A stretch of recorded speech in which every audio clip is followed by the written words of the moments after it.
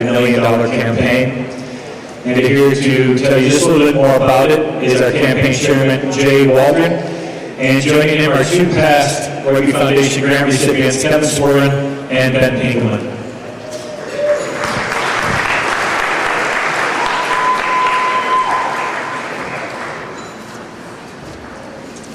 Thank you. As stated, I'm the chair of the Rugby Foundation's With You fundraising campaign. I have been a director on the foundation board for more than 30 years and been donating for more than 30 years. The foundation's goal is to grow grassroots rugby, both women and men, by supplementing U.S. Rugby and other rugby supporters like the Golden Eagles. The directors and governors of the foundation are not paid, not even expenses. As Brad said, the foundation has one person that's paid, Brian Vizard, who's done a great job of running the foundation for many years. The directors and governors include former Eagles, former Eagle captains, former USA Rugby presidents, and former USA Rugby coaches. We want to step up this year our contributions to rugby, and we have embarked on a multi-million-dollar fundraising campaign called With You. We are now in the so-called warm-up or silent phase and have already received over $700,000 in pledges from the governors and directors. During this silent phase, we want to double that. And to give you a little detail, we have basically 5 buckets that you can contribute to. One is unrestricted. The second one is youth programs, including startup grants for teams and Balls for All program with a big focus on inner city rugby. The youth program is overseen by Brian Vizard. The third bucket is wellness and safety, overseen by Dr. Lyle McKaylee, a national expert on sports medicine, where we hope to give grants, to various studies and projects. And Dr. McKaylee has been a doctor with the Olympic team, and he's a Hall of Fame member. The fourth bucket is overseen by Dennis Shanaher, which will provide grants to coaches and referees for immersion programs overseas, bring overseas experts here for clinics, and provide grants to attend clinics. The fifth bucket, called the Pathways to Excellence, is overseen by former Eagle captain Ed Burlingham. This will provide scholarships for overseas immersion programs and grants to attend domestic camps. At this time, I'd like to introduce 2 beneficiaries of Pathways programs, Kevin Swerven and Ben Pinkelman.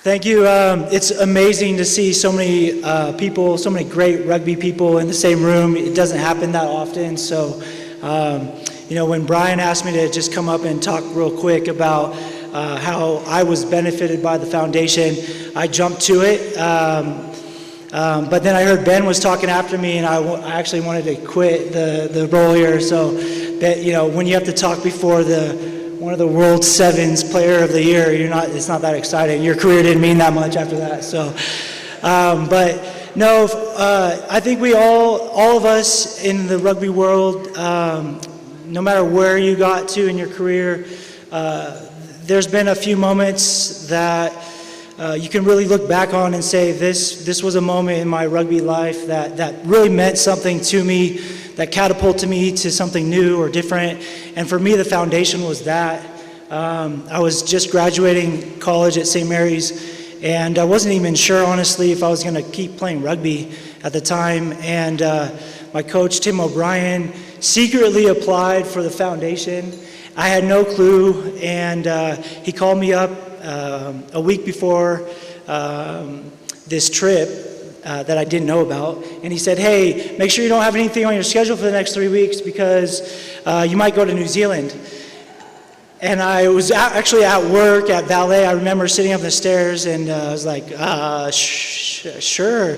And but it was him and Brian that kind of, I got accepted. I went to New Zealand. I did the Iran's Academy, and that was the moment for me again. I wasn't even sure if I was going to continue playing, and that was the moment for me that I realized like I could actually do something in this sport, and I can compete on a world stage, having played against these similar players at my age from all over the world. It was the foundation and that scholarship that gave me the vision. And I can wholeheartedly stand up here and say that without the foundation, I don't think I would have had the rugby career of US 15s, US 7s, international professional player in France, like all the things, the knowledge, the coaching, everything that I've come to love. There was a catalyst, and the foundation was that. So everything that you do, give or do or whatever for the foundation tonight, know that it's touching hearts and people to enjoy the game of rugby in some way. So thank you.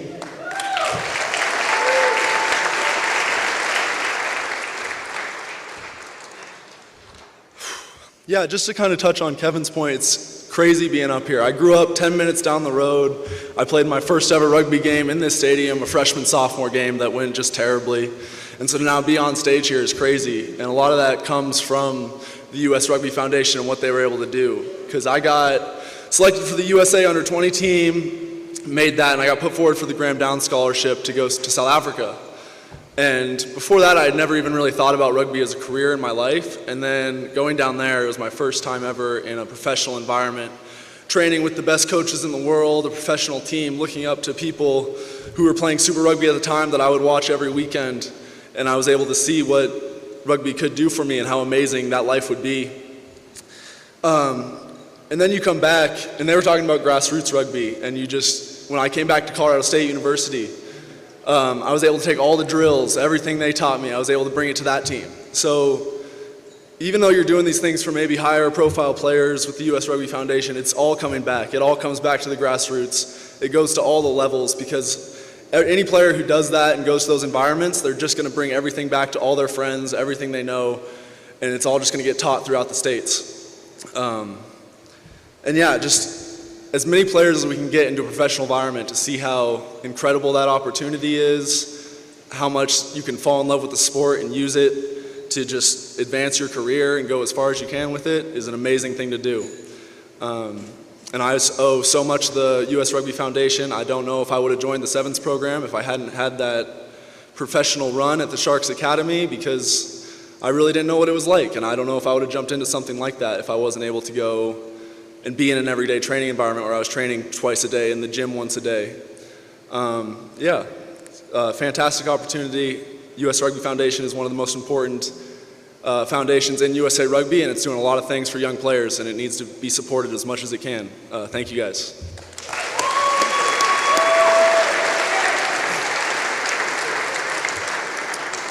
Thank you, Ben and Kevin. Those are two of the best investments we've ever made, and we're very proud to have been a part of ensuring your success in USA Rugby. Now comes the ask. We need your help to help rugby in the United States.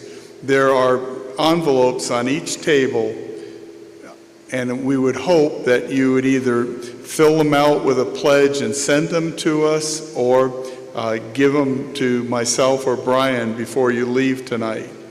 Whether you pledge $100 and write it in for 4 years, $1,000 for 4 years, or whether you're a person of means and could pledge $10,000. We promise you at the foundation that every single penny you donate will go directly to the players and programs. Thank you.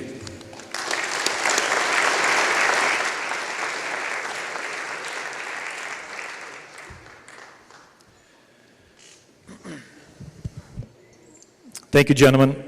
And as Jay said, Kevin and Ben, just great ambassadors for the foundation and for rugby. Congratulations on your great careers. Now, for the past several years, the Penn Mutual Life Insurance Company has been one of, if not the biggest sponsor of rugby in the United States. Their support of USA Sevens, NSCRO, and the CRC are just some of the events and organizations that they provide support to. Penn Mutual was the presenting sponsor of our Lost Afternoon Luncheon last year. They're the presenting sponsor of our dinner here tonight, and they are partnering with us on our campaign with the Penn Mutual Legacy Program. And here to tell you a little bit more about the company and their legacy program is Penn Mutual's Senior Manager of Sponsorship, Jeff Leinen. Jeff.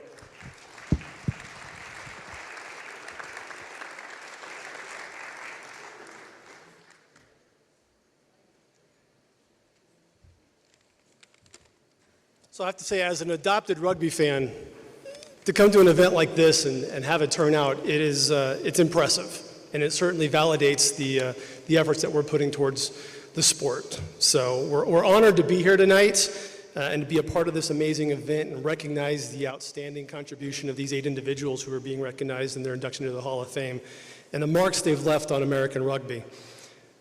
But as I look around, it's been touched on, but as I look around the room and as I see people at the bar and coming in, what I see is a celebration of a culture. I see relationships that are renewed at events like this, and people who may not have seen each other for a while, but have played together or played against each other, and that relationship coming back to the front. I see a respect that's shared amongst all the individuals in this room. I see a loyal and a vibrant community of men and women who come together for a common cause. And it's these very values that attracted Penn Mutual to support the sport of rugby and continue to have our investment and to really connect us to the sport. But more importantly, it's these same values that have been inherent in our corporate culture for over 170 years. So you talk about a match made in heaven, rugby and Penn Mutual really come together for that. So we're excited to be a part of it. But not only is it a recognition tonight, a celebration of the past and the accomplishments of these 8 individuals, it's also a celebration of our future. And we're excited to help recognize these 2 young individuals and these outstanding young players with the Inaugural Prusmack Awards. And I can say literally just 6 weeks ago, I had the fortune and honor to see these 2 individuals play at the Penn Mutual Collegiate Rugby Championship. And if the next generation of American rugby players meets up the level of Samantha and Christian, then the future of our national teams is very, very bright, and we should all be very proud of that. So thank you all for being here tonight and for allowing Penn Mutual to be a part of the American rugby community. Your support of the United States Rugby Foundation is helping develop American rugby from the grassroots level, and we're excited to share in that mission. We're excited to partner in growing the sport, and we're excited to help create new legacies. So thank you.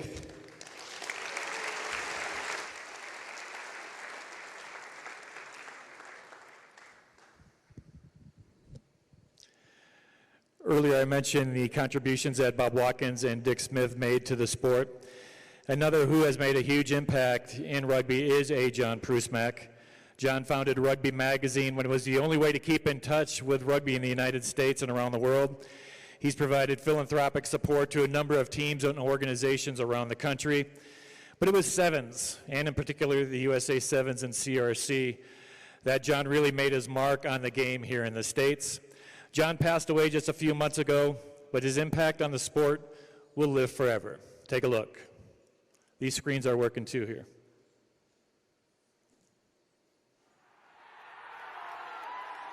Rugby can be played all over the world, and it unites people more than any other sport. There's a culture to rugby that no other sport has, and that is why rugby is very important. Hello, rugby fans from around the world. Welcome. Today at this tournament, we acknowledge and honor the extraordinary man behind its burgeoning success, our late friend, John Prusmack. John had the vision that Las Vegas would attract people for many reasons. It really put USA Sevens on the map. In the last 10 years, it's grown into this world-class event. Just in terms of the competition, the fans, the crowds, the experience, and that's due to John's dedication and commitment and investment into this event. For America, it's about sevens. It's a faster game, it's a better game, and it's all due to John's vision about sevens. And he was right. My mom watched me play 15s for a decade and was a proud mom and stood there and cheered. I took her to one sevens tournament I wasn't even playing in. 5 minutes in, she said, "This is way better. Why don't you play this one?" He was a creator. He created opportunities for rugby. Rugby in America and rugby worldwide. All I can say is that he is truly a rugby saint, and we will miss him terribly. He's done so much for the game that we all love. John just had a quality that should be in every human being. Really, his legacy will continue on forever. All of us who had the privilege of knowing John Prusmack are deeply saddened by his loss. And I think all of us today ought to do all we can to promote the sport, to make sure that John's legacy in rugby lives on.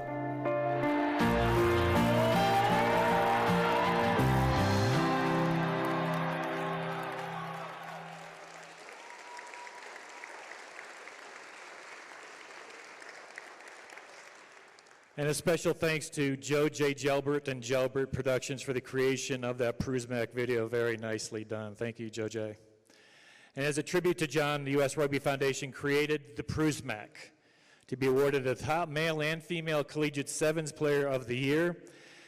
And getting us off the ground this first year was a complete team effort, from Bob Watkins' original idea of creating a Heisman-like trophy to the Prusmack Committee, to the selection committee, which included USA high performance managers, coaches, and 3 U.S. Rugby Foundation directors, who came up with our first 2 ever deserving recipients.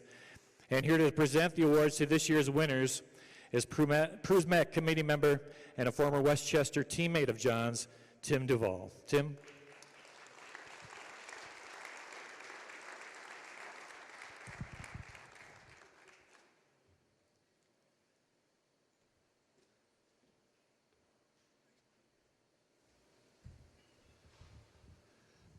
I'm here really because Patty, A-John's widow, couldn't make it, and I was an old teammate of A-John's at the Westchester Rugby Club in New York, and I wanted to let you know a few things that were not included in the video. Was that he was a great player. He was at the front of the line as a prop forward and a hooker, and I'm sure many people here appreciate the guys that are up front taking all the damage. In addition to that, I wanted to let you know that he truly was a remarkable rugby man, and he not only played for the club, he also was a coach of the New York Athletic Club when it first started, and that was a great club that got started and did really well. To a large extent, that was because he put the impetus in to get it started. He was also a referee, an official referee, not an amateur one, for the New York Met Union. And he was also a publisher, as Brian mentioned. He was the publisher of Scrum Down magazine originally, which then became Rugby magazine, and I think now it's still going in an e-blog format of Rugby Today. So if you want to keep in touch with what's happening today and everything else, have a look at that online. He was also, as we know, an author. And what's amazing about it is he actually wrote a book about rugby for Americans. And he always advocated that he wanted the rugby game to be played in America by Americans. And he was a great advocate of that. On that score, we've talked before about the rugby investment that he made in the sevens. From what I gathered, he invested about $15 million of his own money into the game. And well, we'll get that. It's just amazing to think that somebody has so much conviction and puts his money where his mouth is. So we owe him a lot for that.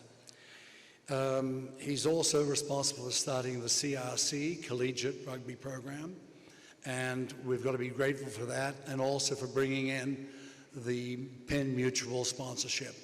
The Penn Mutual has been fantastic for the sport, and they have to be really thanked for that. Two of the things that he did that have been a little bit missed was that he helped fund and instigate the establishment of the rugby fields and amenities at West Point and at Annapolis. He spearheaded a lot of the efforts to get that done. When Sevens started with A-John, the US team was hardly ranked. And one of the great compliments and rewards for A-John was that when he died in December of last year, the USA Rugby Sevens were ranked #1.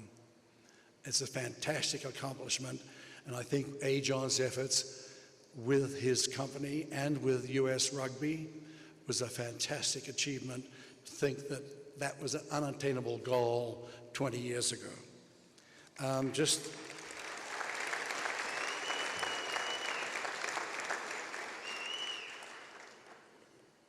All of the work that A-John did was something that he got all the name recognition and the credit for, but really he worked hand in hand with Patty Prusmack. And it's a shame she's not here, but all the credits and the acknowledgements for the award really should be acknowledged that Patty did a lot of the work and for everything else.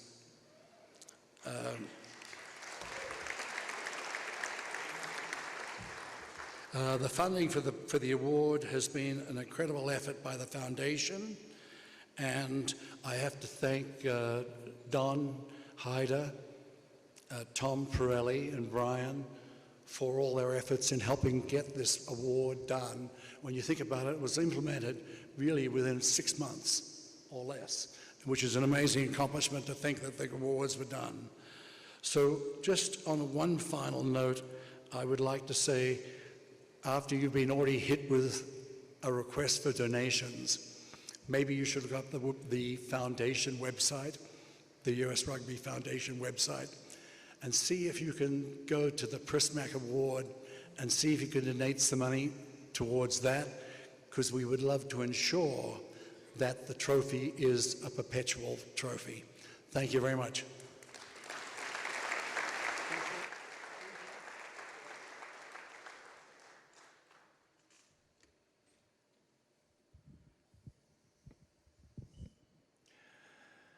Our first recipient of the first ever Prusmack is U.S. Military Academy Cadet Samantha Sullivan.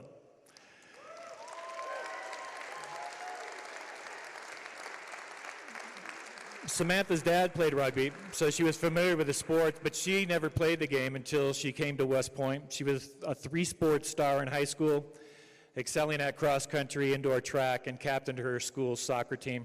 Her twin brother, Jackson, also attends West Point and is on the school's track team.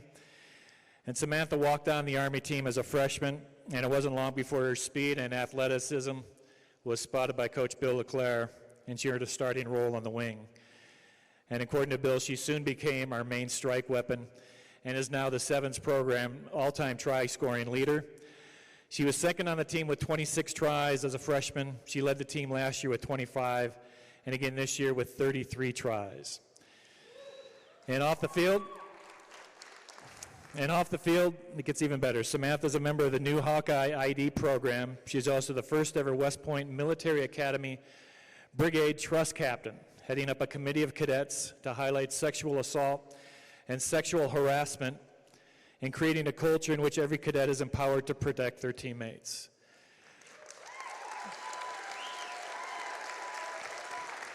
Sam was in Glendale all week, training with the Collegiate All-American Sevens team, and she's here tonight with her parents, her grandparents, her coach, the Senior Associate Athletic Director, and a former teammate. Ladies and gentlemen, Samantha Sullivan.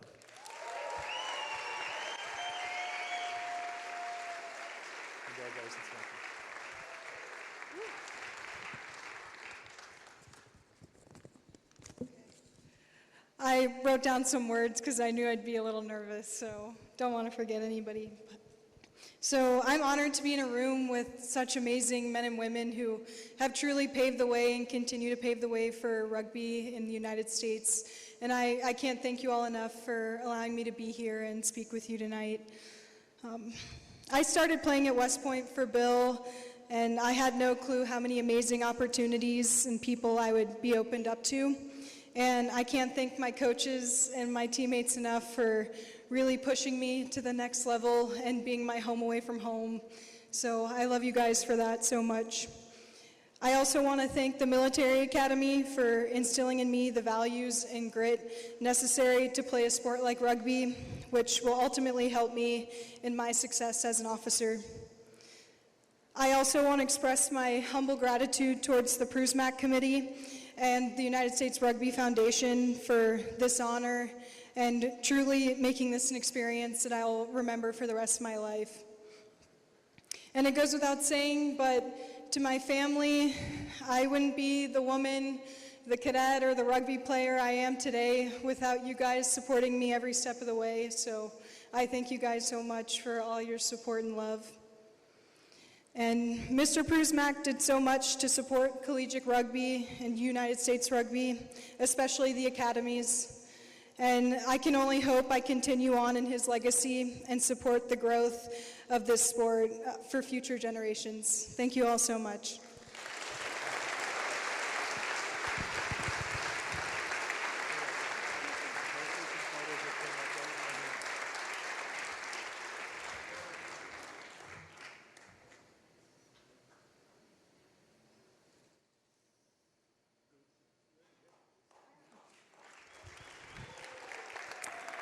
Congratulations, Samantha.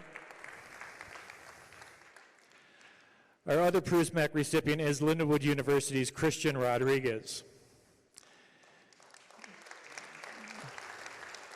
Christian was introduced to the sport on the streets of Hawaiian Gardens, California through a program called Alternatives to Gang Membership. Christian immediately took to the aggressiveness of rugby when he picked up a rugby ball the first time at 14 years old. And he quickly climbed the ranks through the Hawaiian Gardens team, utilizing his speed, his playmaking ability, and his defensive prowess. He earned a scholarship at Lindenwood, and for the past 4 years has been a leading figure for the Lions, guiding them to 3 consecutive USA Rugby Collegiate Championship titles and back-to-back 3 USA Rugby Collegiate Sevens titles and back-to-back Collegiate Rugby Championship titles. His coach, Josh Macy at Lindenwood, said Christian has been the bedrock of our sevens team for 3 years now. He is diminutive in size, but is the best playmaker in the country. Add on his ability to finish tries and defensive prowess at sweeper, and you have a recipe for the country's best player. Christian is looking to give back to his community and the sport by going back to Hawaiian Gardens to assist his former coach, Ernie Vargas.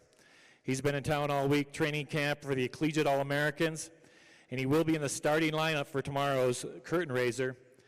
He's joined tonight by his mother and her partner, his girlfriend, a talented rugby player herself, and his head coaches at both Lindenwood and Hawaiian Gardens. Ladies and gentlemen, a nice hand for our other Prusmack Award winner, Christian Rodriguez.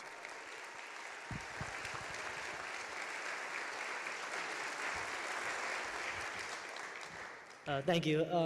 First, I'd just like to say thank you to the U.S. Rugby Foundation and the Prusmacks for giving me the honor of receiving this award. You know, it's the first one, and I'm extremely honored. I know there's going to be some great athletes, and some great athletes who missed out on this award. I played against all these athletes throughout the years, and I know there's some good ones out there, so I'm extremely honored. There's a lot of people I'd like to thank, you know, for getting me to this point, but I'd just like to name a few that helped me a lot through my rugby career to this day. To start off, I'd like to thank Ernie Vargas, who's here today. Without Ernie Vargas and the city of Hawaiian Gardens, I would not know what rugby was. His alternatives to gang membership has not only helped me, but many players, you know, just survive and live their lives today. So without him, many people wouldn't be here, and I definitely wouldn't be playing rugby today, Ernie, so thank you so much, and thank you for your continued support and being here today. Yeah, please give him a hand.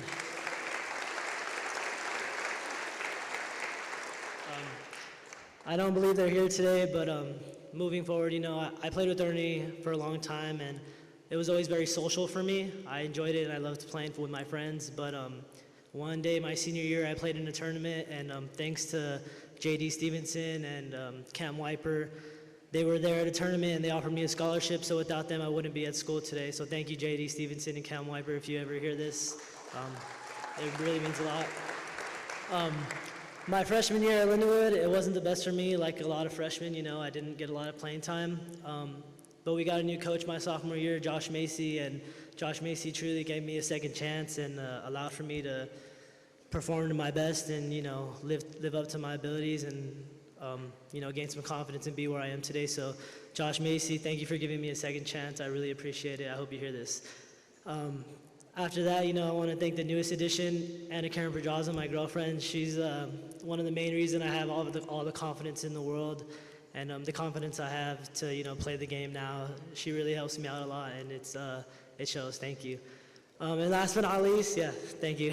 Last but not least, I want to thank my mom and Gordo. You know, I literally wouldn't be standing here today. I think I give Ernie a lot of praise, but without my mom, I wouldn't be the human being I am today, and she's helped shape me and make me the person I am. So thank you so much. I love you.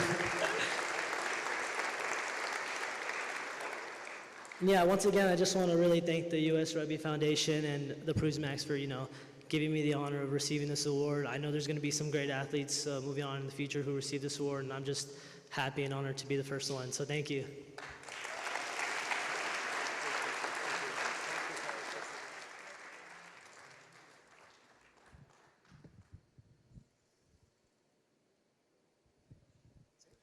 Folks, how about one more hand for Christian and Samantha?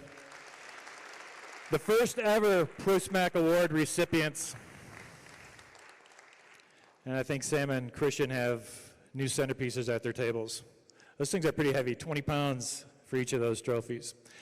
Now, a few years ago, Jay Burwanger was the first ever winner of the Heisman Trophy. He was also inducted in the U.S. Rugby Hall of Fame. And his son, Butch, gave his acceptance speech for his late father. And he said they used the Heisman as a doorstop. They didn't really know the significance of the award. And the award certainly has come a long way from those early days. And hopefully the Prusmack will gain that status in the years ahead. So congratulations, Sam and Christian. Well, folks, it's been a great night so far, and it's just getting started, as now it's time to recognize the U.S. Rugby Hall of Fame class of 2019. But before I bring up our first presenter, please join me in watching a short video about the U.S. Rugby Hall of Fame and this year's group of inductees.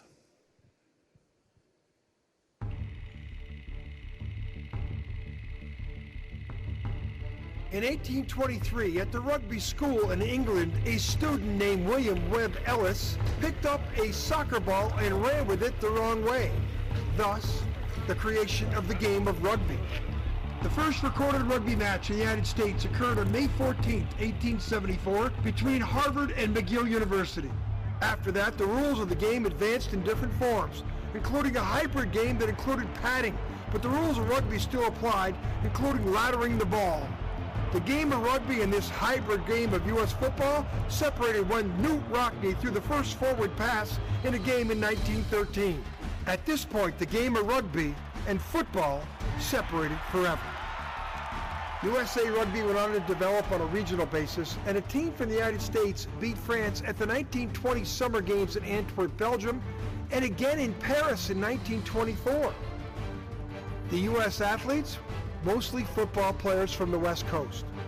The game in the U.S. then went through a few decades of the game being played in colleges and clubs.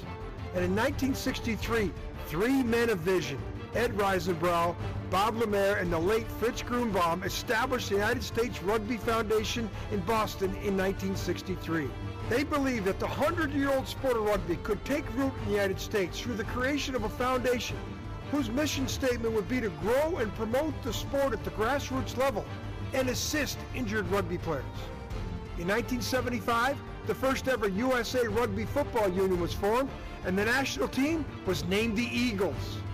They played their first games in 1976 against Australia in Los Angeles and against France in Chicago. Rugby was launched in the United States. In 2011, the U.S. Rugby Foundation created a U.S. Rugby Hall of Fame, and to date they have inducted many legends of the game who have done so much to develop the sport in the United States. They are the forefathers and the foundation of the sport in America.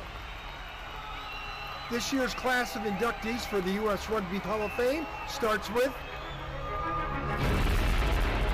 Vaea. Nafahu Anitoni is the all-time leading scorer for the United States men's Eagles rugby team. The speedy and elusive wing helped him lead the United States in 15s and 7s from 1992 to 2000, playing in 46 test matches and scoring a record 26 tries. He continues to give back, coaching a men's Division III team in Napa, California. For more than 4 decades, Bob Kazi shaped the game of rugby as both a player and a coach. Kazi was an integral part of representative sides with the Eastern Rugby Union and finally as a member of the United States Eagles from 77 through 87, culminating with an appearance in the inaugural 1987 Rugby World Cup. After the conclusion of his playing career, Kazi would continue to share his passion for the game by coaching his alma mater, LSU Rugby, to an impressive record of 187-30. Jennifer Crawford is regarded as a central figure for the United States Women's Eagles and one of the finest female players that North America has ever produced. She played in 3 World Cup finals and captained the team at the 1998 tournament, earning a then record 20 caps when caps were few and far between. She continued to champion women's rugby with the Berkeley All Blues, leading the squad to 9 consecutive U.S. Rugby National Women's Club Championships as both a player and an assistant coach. John Decker's leadership with the U.S. rugby community spans over 50 years, including serving as a board member and trustee to the U.S. Rugby Foundation for over 35 years. Decker was a standout player for a number of clubs in the East, and he's the co-founder and organizer of the Potomac Rugby Union and Potomac Referees Society. He has helped drive rugby's national growth through his focus on fundraising, board development, and strategic initiatives. While Luke Gross's rugby career began much later in life than the average international player, his accolades are nonetheless Hall of Fame worthy, and got his start with the Cincinnati Wolfhounds at the age of 24. Gross will continue to establish a dominant presence on the pitch, earning 62 caps for the U.S., including the 99 and 2003 Rugby World Cups. Gross is currently serving as Director of Amateur Rugby for the city of Glendale, Colorado. Shawn Lipman's career is marked with high accolades as both a player and a coach. The South African-born rugger moved stateside in 1986 and started playing for the Santa Monica Rugby Club. He moved on to make his Eagle debut in 1988. He also represented the USA at the 1991 World Cup. He is the first player ever at the Maccabea Games to win a gold medal as both a coach and a player. Tyke was a catalyst for the development of rugby in the United States for nearly 40 years. Norman started playing rugby with the Chicago Lions Rugby Football Club in 1969. He changed the game of rugby in the U.S. by establishing the inaugural U.S. Rugby Interterritorial Tournaments, ITTs, and developed rugby's national presence through the incorporation of business sponsorship and marketing strategies. Norman was an active administrator in the rugby world and championed many philanthropic endeavors, including youth rugby in the state of Illinois. Don Reardon stands at the top as one of the finest American referees in the game of rugby. His rugby career began on the pitch as a prop for various rugby clubs in Southern California. But he transitioned his career from player to referee in 1980 and maintained an A-panel rank for a record 18 years, the longest in American history. He refereed 12 international test matches from 1988 to 1997. He is the first American referee to ever officiate a World Cup match, which he accomplished in 1991. Don was presented with the Dennis Shanahan Award in 2004, recognizing his distinguished service to American rugby as a referee. So on behalf of the U.S. Rugby Foundation's Hall of Fame, let's have a big round of applause for all of the inductees from this year.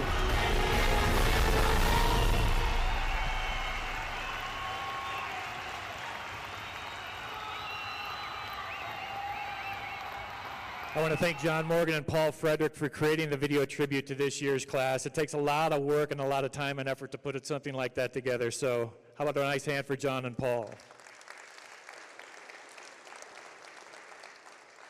Our first presenter tonight, he didn't play rugby, but his dad taught him to punt and place kick, which led to him kicking a record 50-yard field goal in high school and being recruited by college football coaches. Ladies and gentlemen, a warm welcome, please, for recent college graduate, Nafahu Anitoni.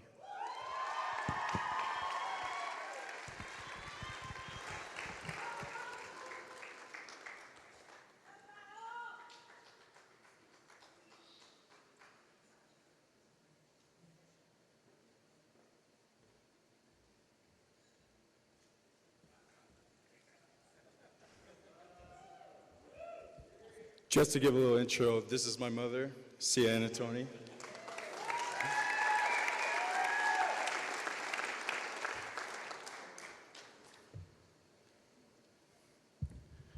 Okay, so before I begin, I want to start with a little anecdote. So imagine yourself being a little 10-year-old, you know, when life was a lot more simpler. Well, unfortunately for me, I didn't have that fortune simply because of my pops, no offense. Don't get me wrong, like I enjoyed playing toy cars just as much as the next person. But for my father, he expected nothing but the best. And so every weekend when I was 10, we'd go out every Sunday at 4:30 in the morning just to go run. And I'd be like, where are we going? His answer always was anywhere and everywhere. And that doesn't sound too bad, but on top of that, we had to run 50 hills, which were one of the steepest hills I've ever seen in my life. And on top of that, we'd spend about an hour just practicing kicking, punting, anything that could get me better as a football player. And then on top of that, we had conditioning, and every time it just made me run figure eights across the field, at least under a minute and 30 for 5 times. And I was like, this is ridiculous. And so by the end of it, we had this thing called a relaxation period, which is basically playing basketball and getting my ass kicked by my dad. But these were the things that made him the type of person that he is. And when I look back at it now, especially today, it just shows how many of the accolades, the accomplishments I had as a high schooler and college player, and that all stems from him. No one in our family ever struggled as much as you did, Papa. There was so much adversity that came your way. You are the epitome of what it's like to be a truly loving man. It's not easy moving to America with just 3 kids and your loving wife. Today, I don't know how many people can do that today. He is the blueprint to being the most humble being. He's that little irritating little bug in your voice telling you every little thing you did wrong on the field. But most importantly, he is a man of faith, conviction, and grit. Ladies and gentlemen, I would like to introduce you to my father, Vaea Anitoni.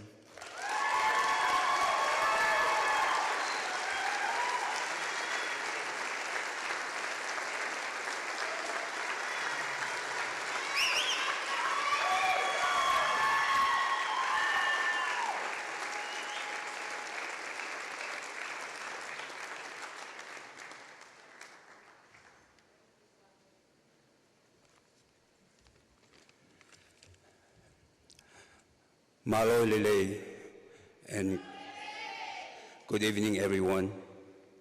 Before I begin, I'd like to thank God for His many blessings, including my induction to the U.S. Rugby Hall of Fame.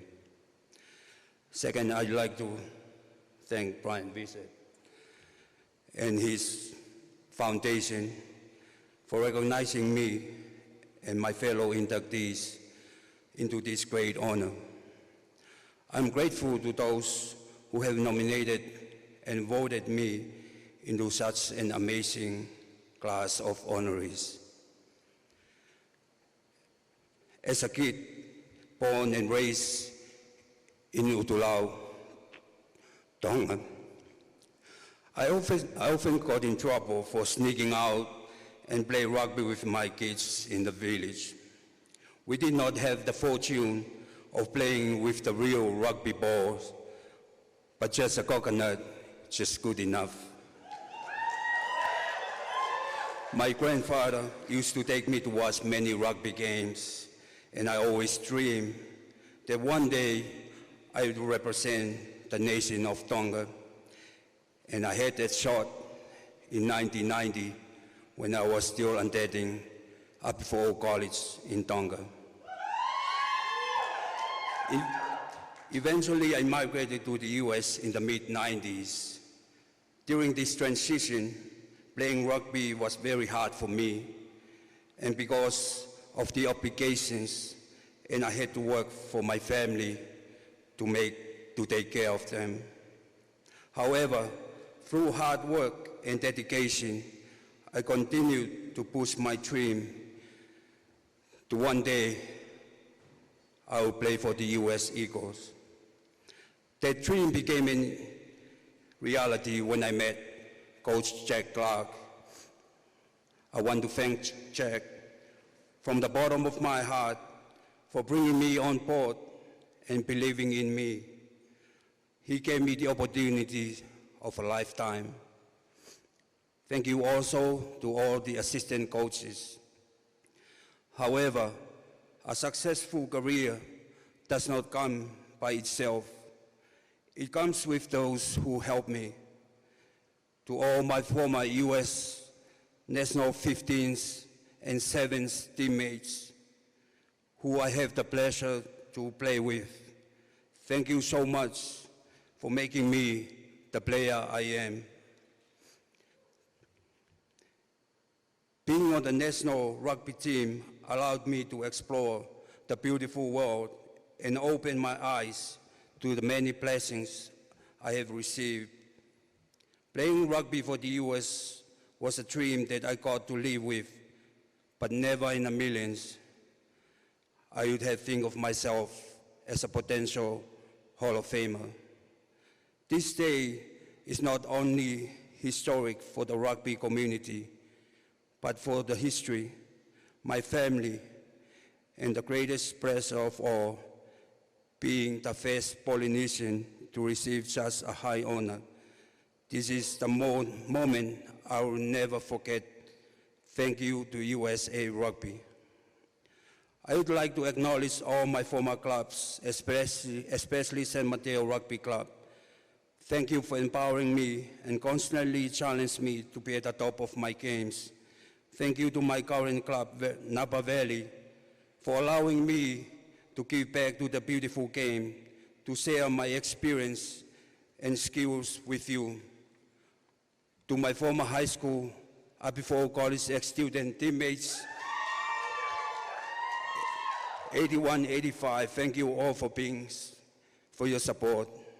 Last, I would like to thank the most important people in my life, my family.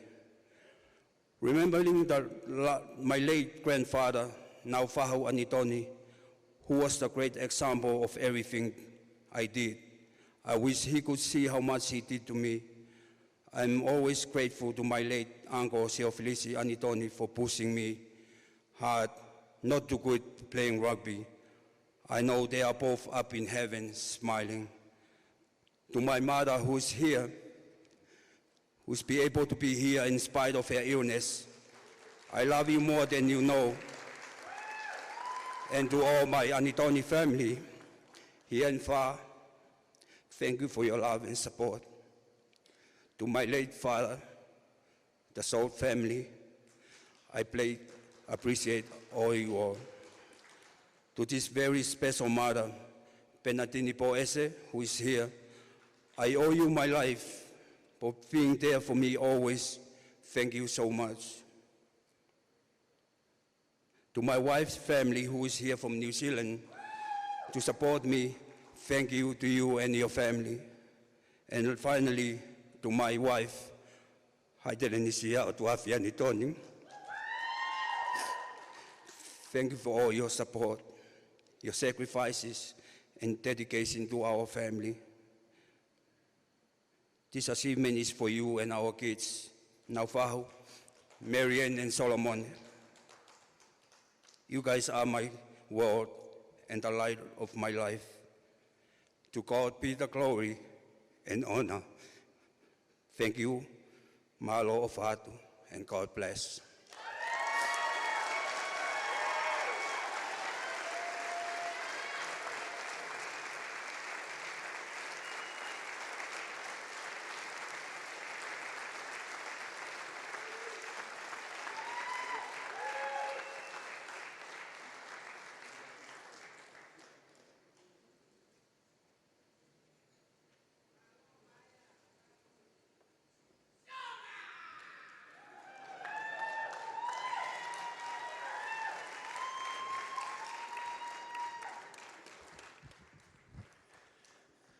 I want to thank Sia and Anitoni for this beautiful lay. Thank you very much. Now, Radio Tonga did an interview with Vaea shortly after this year's class was announced, and Vaea called me up the next morning. He said, Viz, I've heard from Tongan family and friends from around the world. I was so happy for him because he's given so much joy to Eagle fans for so many years, watching him racing down the touchline scoring tries. And talk about support. Vaea has 50 family and friends here from as far away as New Zealand and Tonga to help celebrate his occasion tonight. Malo elele to all of you.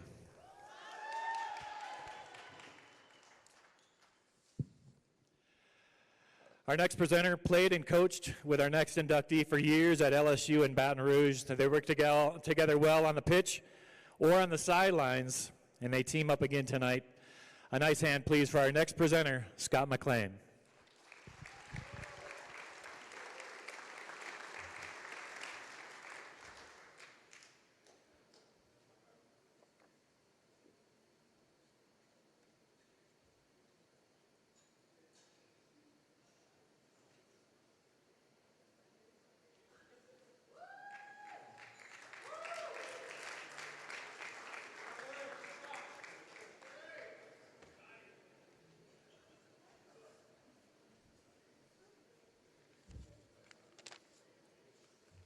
Congratulations to all the inductees tonight. Unbelievable honor. Can't say enough for everybody with Brian and the foundation. Unbelievable honor. It's also an honor here tonight to be able to introduce Bob Big Red Kazi as a 2019 inductee into the USA Rugby Hall of Fame. You know, Bob Kazi, Eagle number 86, had his first Eagle test against Canada in '77, and his last one at the inaugural World Cup in 1997, or 87, excuse me. I first began playing with Bob in 1980. I was a freshman. And to an 18-year-old kid, Bob was very intimidating. He was 6'6", lean, strong, from working construction, and long runs down the Mississippi River at the end of the evening. Bob's the only guy that could hang a sheet of sheetrock by himself. So if anybody's tried to do that, it's pretty impressive. It's no easy task to be selected to play for the United States, especially for someone coming from Louisiana. We didn't get a whole lot of exposure. We had to travel far for our games. So if you haven't had an opportunity, you better take full advantage of it. And obviously Bob did.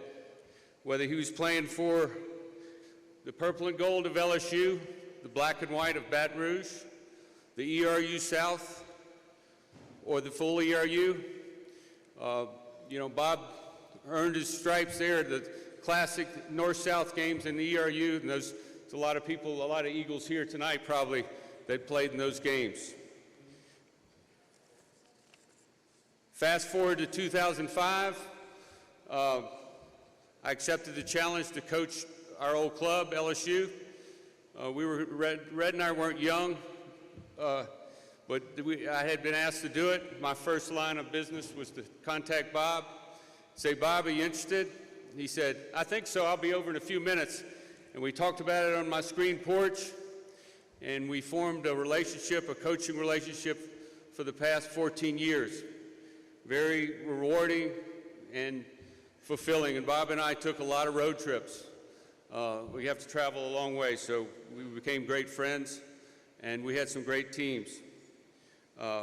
As he did when he was a player, he saw every kid equal. Worked just as hard with the best players as the guys that you just playing because you really had no one else. Every kid looked at Red like he was a legend, like he is. So, Bob, congratulations. He truly loves the sport of rugby as much today. When you go somewhere with Bob, all you talk about is rugby. And he hadn't played in many years. That's all you talk about. And he loves it as much today as he did in 1977. And rugby loves him, especially people, our people. And thank you tonight for everybody coming. I know, Bob, we traveled and we've been very well behaved so far, so we promise to keep that up. His dedication, toughness, and camaraderie are as legendary as his exploits on the field. Bob is deeply respected and truly loved by Louisiana. Everywhere you go, every team you play, whether you go to Texas, Mississippi, Georgia, we see some old guy there and he goes, "Hey, aren't you Big Red? I played against you," and Bob will usually take him over to the side and say, "Yeah, I remember playing against you too." That's what Bob's about, the sport of rugby.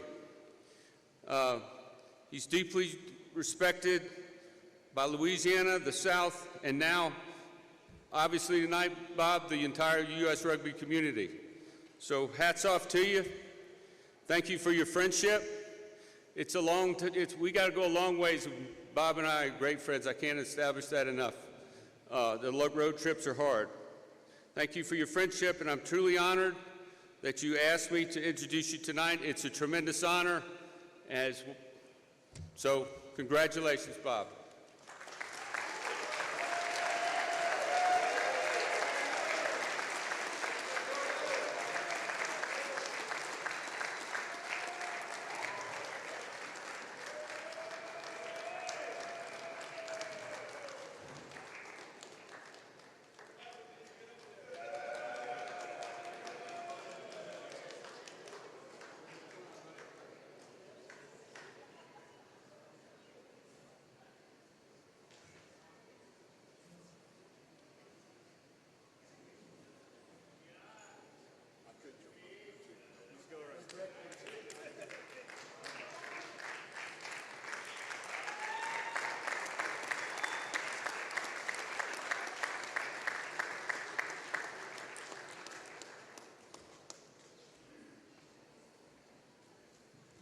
All right, well, here we are. Thanks, Brian, Brad, the Hall of Fame, Scott, my coach mate, and all the things that we've done. To begin with tonight, I would like to recognize my family who was here with me tonight, Helen, Carrie, my son-in-law, Matt, my son, Scott, who's his birthday today. Happy birthday, Scott. His fiancee, Kayla. Your love has been my biggest blessing, and I thank you so much for the sacrifices that you've made supporting me and my rugby, because I know that was hard to do a lot of times, and I do appreciate that. Next, I'd like to recognize my good, old, dear friends who came up here with me to witness this tonight. We've been rugby brothers since we were young, invincible, and unstoppable, and we still are. And I know that I would have never achieved the goals in rugby and goals in life that I've been able to achieve had you guys not been my friends, supporting me and influencing me. And I love you guys, appreciate it, thank you.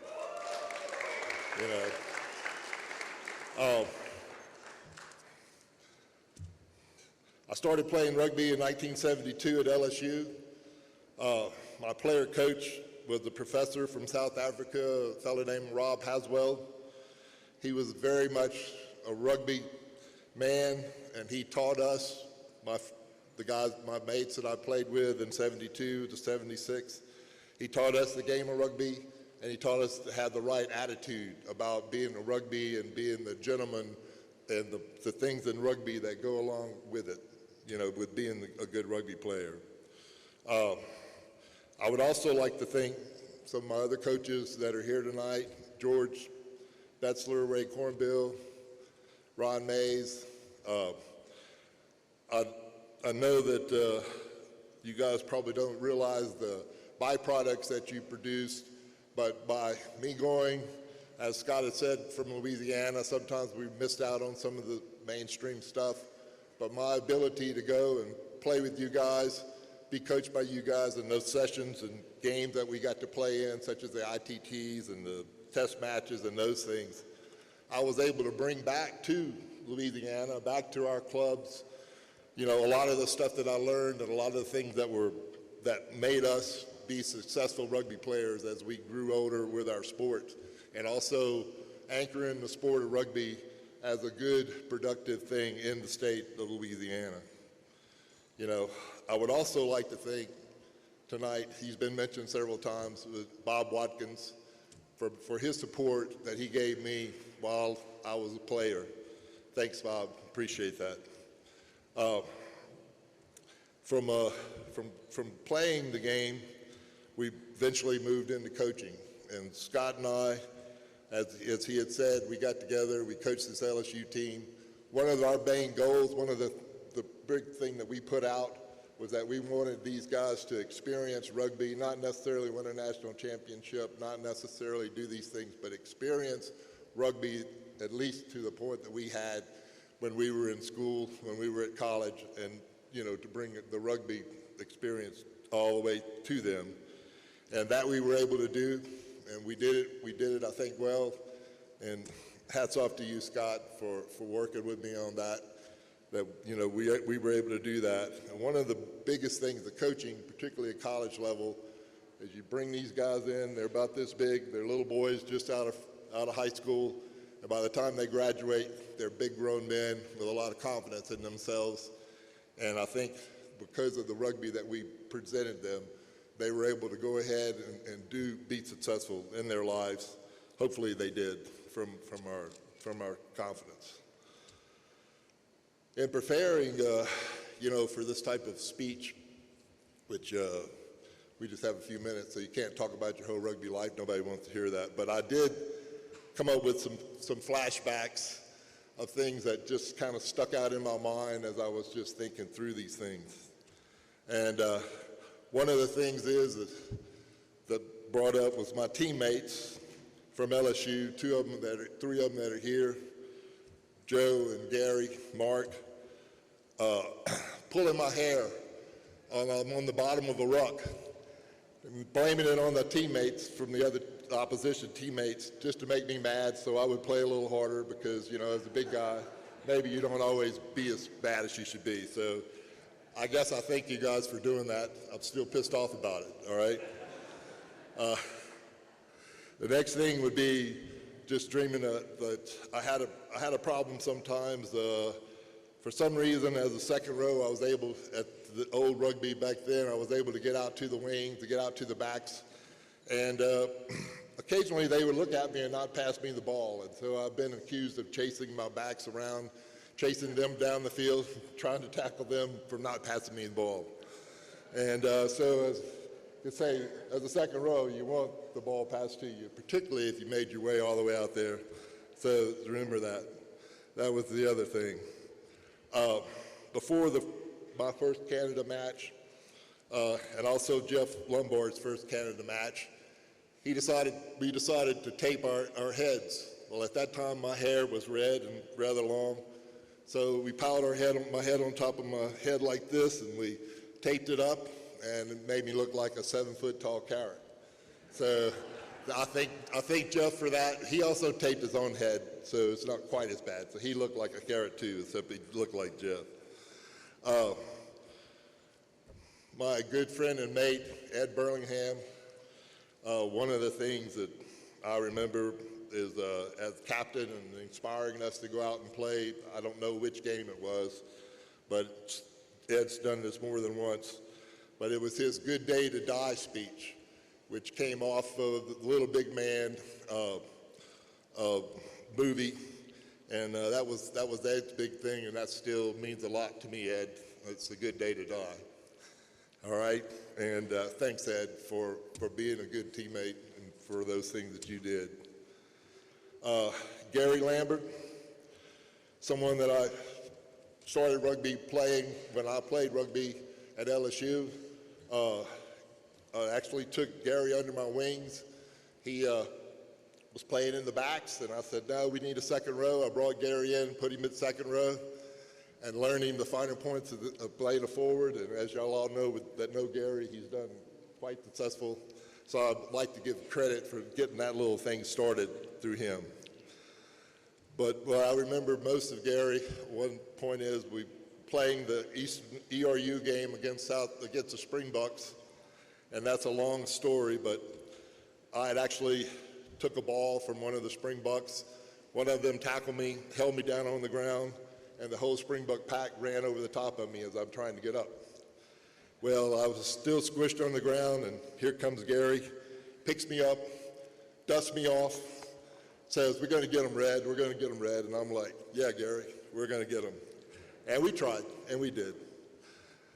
The other thing is that, the next thing is that early on in the USA Springbucks test match, later, in a week or so later, was the hit that Rick Bailey put on Flippy Vandermerwe Sr., who is those, y'all don't know who Flippy Vandermerwe was, but he was quite a sizable guy, and also a dirty player, and I can say that.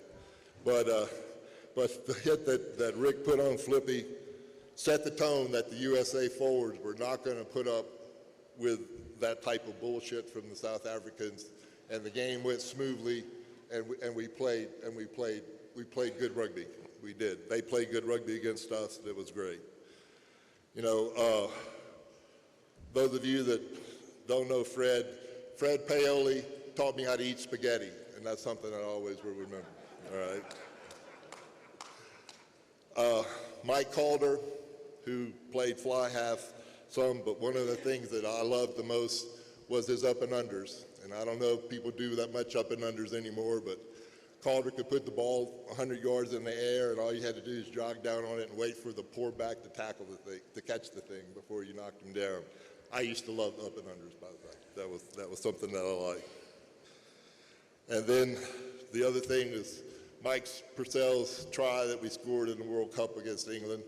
I can still remember him running faster than he's ever run in his life, I'm sure, just to do that. Then one of the last things is that playing against some of the best players in the world that we got to play against, and of course everyone has had those opportunities.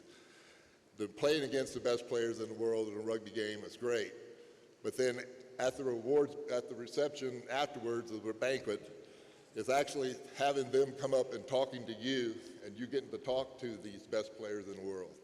And that's to me, that was a great thing to be able to do that after the match. Then one last thing just to throw in there. When we went to the '87 World Cup, Brian was there, Ed was there. We played. First game we played was against Japan. We beat them. Second game we played was against Australia. We actually made the Australians have to play against us in order to not be embarrassed. Not that we were going to beat them, but we still kept them from being embarrassed. They had to play against us. And so for some reason, the sports writers decided to start writing about how this would be USA's chance to beat England. England is not that strong right now. USA has a fairly good team.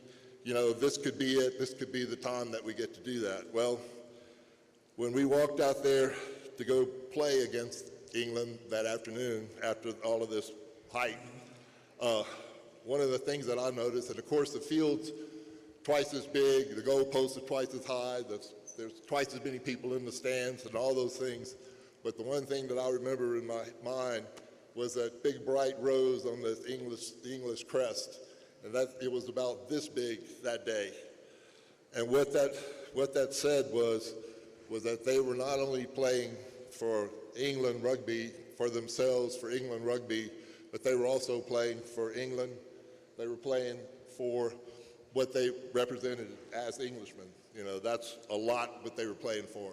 And so that had a lot to do with it. I remember telling Ed that I thought we'd probably just have to knock them all out or do something if we were going to beat these guys, because they were really, you know, fired up about it. But they were playing with a pride that was theirs, that they had worked on.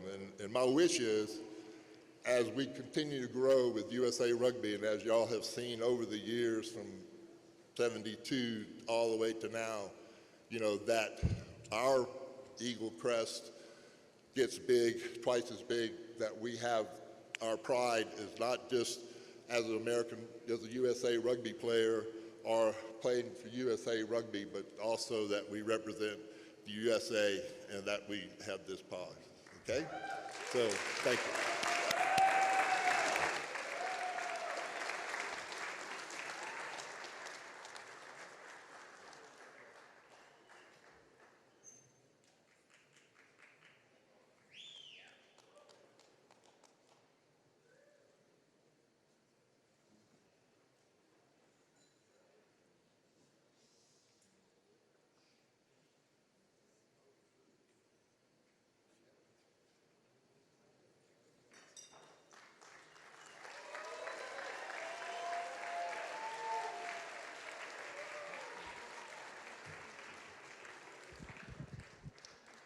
Scott said he was in awe as an 18-year-old the first time he met Bob. I was a 26-year-old when I met him for the first time. Yeah, I made my Eagle debut in 1986, and Bob was on that team. And the first thing I noticed when we shook hands was how big his hands were. And the veterans on that team, I still don't know if this is true or not, but they said Bob used to catch big old catfish in the bayou with his bare hands. So I fell for it. I still think that way. I mean, he's got the big mitts. Our next presenters, they've been in this situation before, as one of them was inducted in the Hall of Fame in 2016. The other was inducted in 2017. And they were both part of a victorious 1991 USA Women's Rugby World Cup team.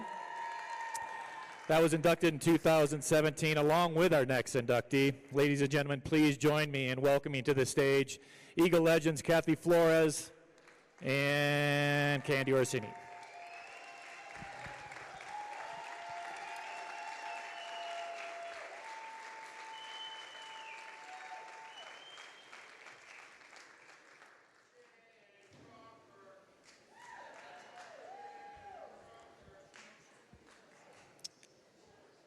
Good evening, everyone.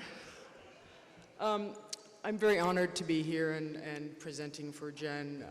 We've been friends for a long time, and so when I was thinking about what I was going to say, I was trying to, you know, put it into just a short kind of synopsis of our life. And I kind of look at it like a 3-act play. The first act is as a competitor. I first came to know Jen when we played against each other in 1986 at a national championship game. It was the final. Jen was playing for Beantown. I was playing for FSU. And this had happened many, This had happened many times, so I knew Beantown in and out, but all of a sudden here was this fullback who was entering the line with perfect timing. She was powerful. She was all over the field. She was kicking. And ultimately, Beantown ended up winning that day. Now, she wasn't the only reason, but she did score a few tries of her own. So after the match, I wanted to know who this person was, and they kept saying, this girl Hedda, and I'm like, Hedda? What is that? It sounds German. So I'm thinking, oh, they must have a German national on their team. So I go around looking for her, and I'm like, who's this girl Hedda? And they go, oh, you mean Jen? And I go, well, why do you keep calling her Hedda? And they go, because she's got a head of hair. So, yes, that's right. It wasn't permed at the time. That was Act 1. Act 2 was at a teammate and a friend. So then I came to know Jen on the national team where we played together in the '91 World Cup. And my favorite story of Jen is we're in the heat of the game, and we're getting dinged every second by a whistle, which wasn't our fault, of course, right? So at one point, it was like the third whistle in a minute, and he blew the whistle, and Jen went, Jesus Christ. And he goes, you! He blows the whistle, and he goes, you, come here. He says, on this field, I am God.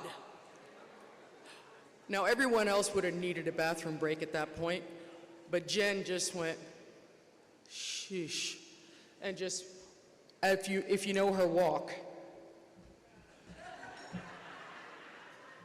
went back to her fullback position. So that's as a teammate and a friend. And then the last act is the act as coach to player. So imagine that I am a new coach or a new transition to coach, and now I'm going to be coaching one of the premier USA Eagle backs. But to Jen's credit, she was always very helpful. She was very compassionate.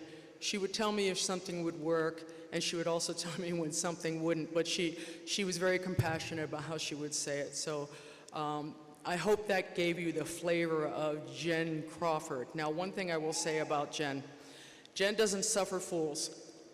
If you're on the field with Jen, you are going to compete. You are going to go to the very end, because that is what she does, and she demands it out of everyone around her, because she will throw her heart out on the field. So I will now toss the ball to Candy Orsini.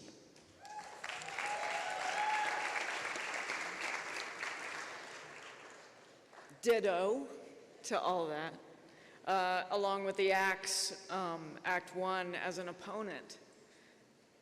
Who is this young upstart trying to hit me?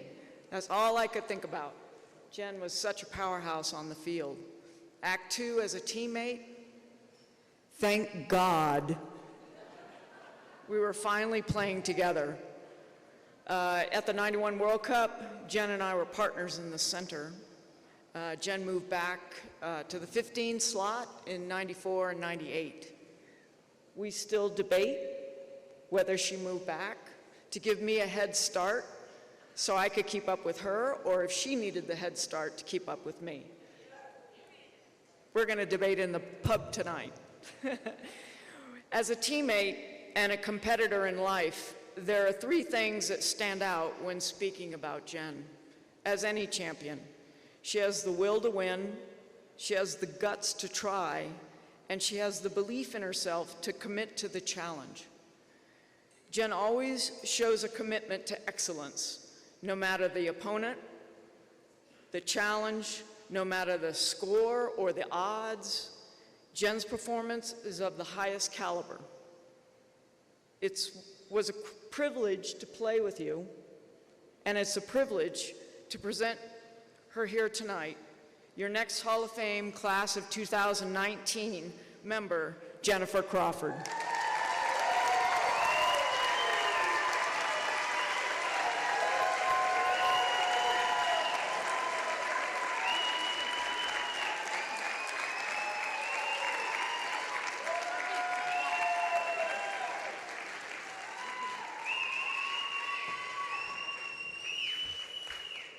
Thank you, Kathy and Candy. They were, I asked them because they know me more than anybody else in the rugby world, and I'm honored that they accepted to introduce me. And Candy, I moved back so that you could catch up to me. And I also want to thank U.S. Foundation for this tremendous honor. I didn't even, Brian gave me the call and I was like, great, wow, I couldn't believe it. And then the class I'm in the class of 7 other people, I'm truly honored to be a part of it. And particularly want to thank Brian, you've been awesome every step of the way. How I came to rugby, I was a 4-sport athlete in high school. I played in the summer, I played everything. I played basketball, I played all sports, straight A student. And sports and academics were my life. And then I went to college. Stanford. I lived in Massachusetts, traveled 3,000 miles to Stanford, and I took a physics class from a Nobel Prize winner, and my notes were like, what? I don't know what you're talking about. And then I tried out for the basketball team, which was my sport. I got written up in my local sports magazine, and I got cut. And I was completely unmoored. I mean, that was my life, that was my identity. And I was at my dorm, and I just, you know, I was verklempt, as they say. And I saw a poster, a rugby poster with women tackling each other, and it said elegant violence. And I'm like, I could use some elegant violence about right now. And so I went out, and it was an intramural sport at the time. And as soon as I touched that ball, I just frickin' ran. I ran away from my own team, but I loved it. It was just an amazing sport. And I just felt tethered at that time. Because I was just confused about academics and sports, and then I found rugby, and it was a life-changing moment for me. I had a great career. I traveled all over the world. I played in Fiji. Yes, and they're amazing. I loved playing in the islands. Played in New Zealand. It was just an amazing career. But really, it's about the people that I played with. That sticks with me. I mean, I've played in some great games. I won a 90 World Cup. I was the captain for the 98 team. But out of all my career, what I remember are the people. And as a testament to that, I have my family and friends here that,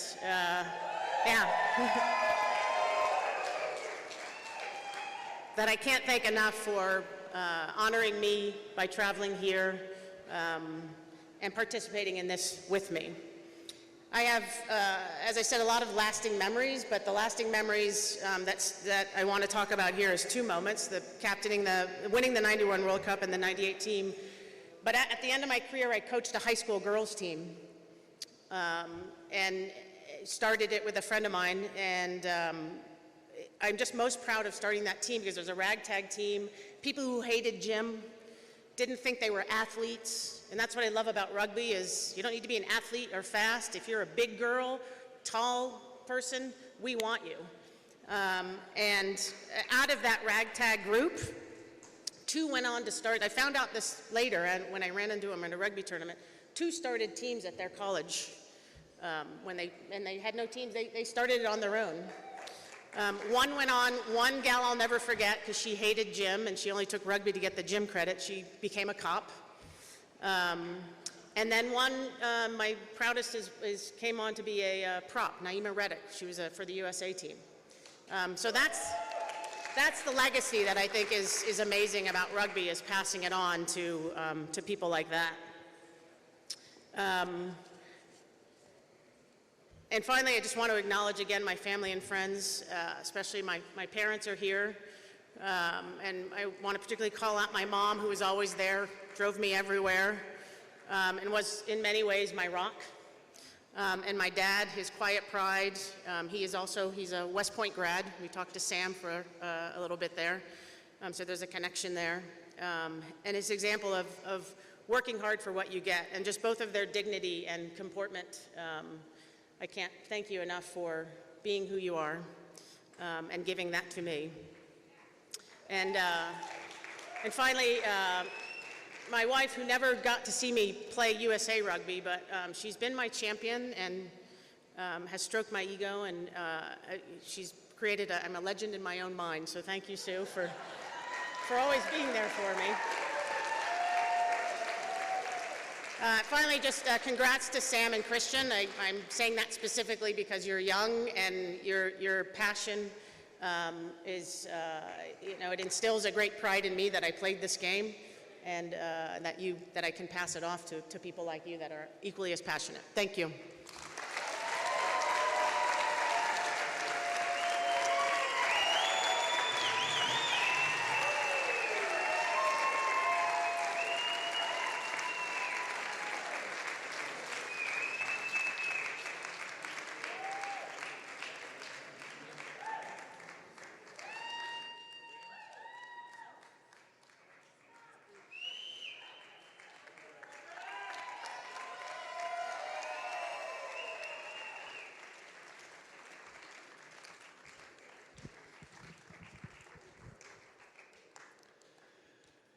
Watching John Morgan's video early on, you could see why Jen scored an average of over a try per test match, which is an unbelievable statistic.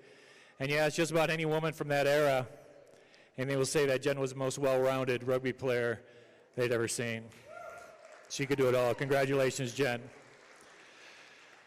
Our next presenter once ran for the mayor of Chicago, and during the latter part of his campaign, he rode an elephant down State Street. It didn't help. He lost. But that's probably a good thing, as it allowed him to return to teaching, where he recently retired from Northwestern University. He's also been one of the guiding lights of the U.S. Rugby Foundation for the past 40 years and is a 2018 U.S. Rugby Hall of Fame inductee. Ladies and gentlemen, a warm welcome, if you please, for Don Hyder.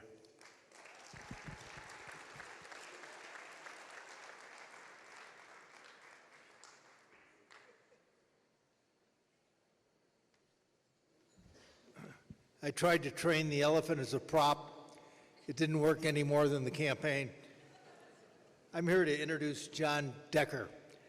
John joined rugby as a NASA space scientist in 1965. Think of all what you've seen in the Apollo landing this last weekend. John was part of that, and he'll tell you how he came to rugby. He distinguished himself in rugby in the United States, both on the field and off the field. He played 15 years for the Washington Rugby Club, Old Blue in New York, the Boulder Club, and later in Japan. He captained the Washington Rugby Club in its heyday, when it was a premier team in the East. He captained the Washington Sevens, which won championship for 4 consecutive years, 1967 to 1970. He then moved on to New York, where he captained the Old Blue New York Sevens, where they just won the championship in 1971. He finished his 15 years of rugby playing for Old Blue when they made the Final Four championship. They were the champions of the East, and he played in the Final Four in Kansas City in 1979.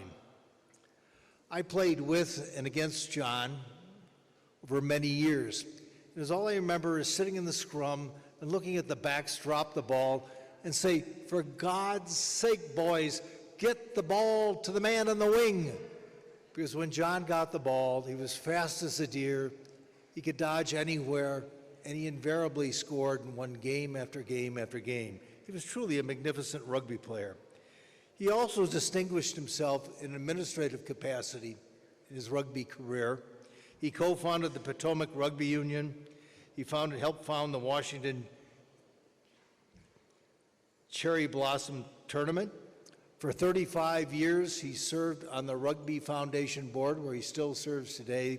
In 8 years, he served as chairman of the board, and during his tenure, he distinguished himself for promoting international exchanges and promoting scholarships for collegiate players. I'm honored to present the pleasure of my former teammate and my good friend, John Prusmack. John Decker, I'm sorry. John Prusmack, too. John Decker.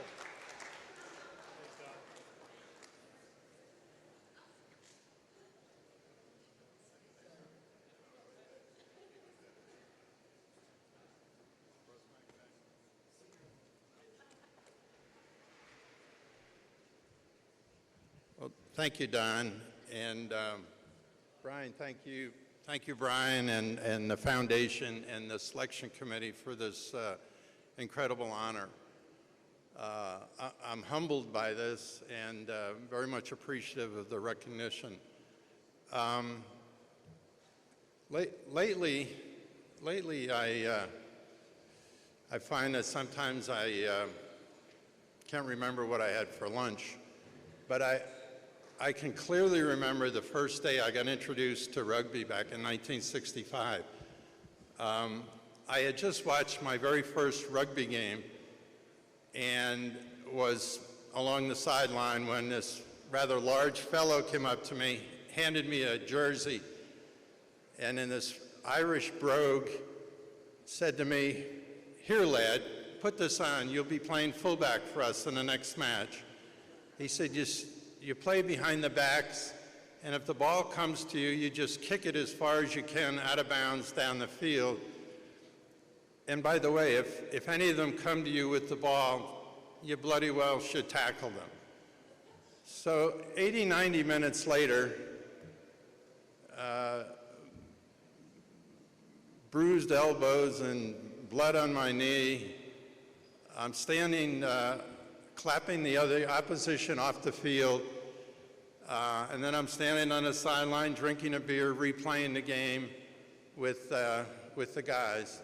When the final game is over, we move as a group with wives and spouses to a pub in D.C. where there's a meal and a drink up being put on for the visitors from out of town. And it was a memorable evening of food and drink and songs and stories. And I think it was somewhere between the first half kickoff and the final verse of Lord George Knew My Father that I got hooked. And over the course of the season, I fell in love with the game, the players, the values, and the traditions, and I got ingrained with an all-consuming passion for rugby. I love the competition. I love the sportsmanship. I love the fact you needed teamwork to win. I loved playing a game where any player on the field could make the difference between victory and defeat. Any player on the field could be the man of the match. You can learn to love any sport, I think, that's highly competitive. But I'm not sure there are any like rugby that have the same core values and traditions. Shaking hands after the match, no matter what went on the field, clapping the other team off the field, beers on the sidelines, and stories, endless stories. The game has changed a lot in the years since I started, but those old school traditions were very special to me, and I think they still exist today. Most of the guys that I played with, I didn't see for years at a time. It would go on for several years. I played for a lot of different teams, and many of the guys I wouldn't see for years at a time, but we really didn't have to have constant contact because I think we know that we've earned each other's respect and we've established a relationship that would last a lifetime. And at the end of the day, it's those friendships more than any trophy or award that meant the most to me from my playing days. So with that, Brian, I'll give you back the floor, and I thank you again.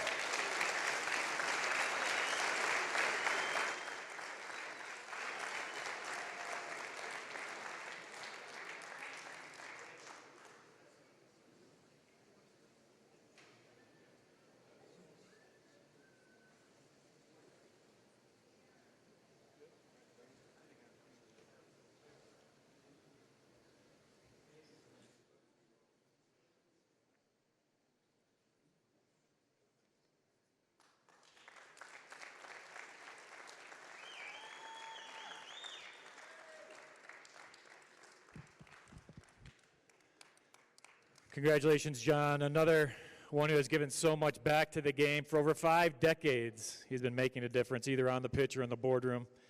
And I have counted on his experience and guidance for the past 15 years. Congratulations, John. Our next presenter didn't think he'd be able to make it tonight. That's why he isn't listening to your program, but he is probably the only man in this room who has ever beaten up Luke Gross. And he used to do it often. That is until Luke grew and grew and grew. Ladies and gentlemen, a warm reception for Luke's oldest brother, Matt Gross.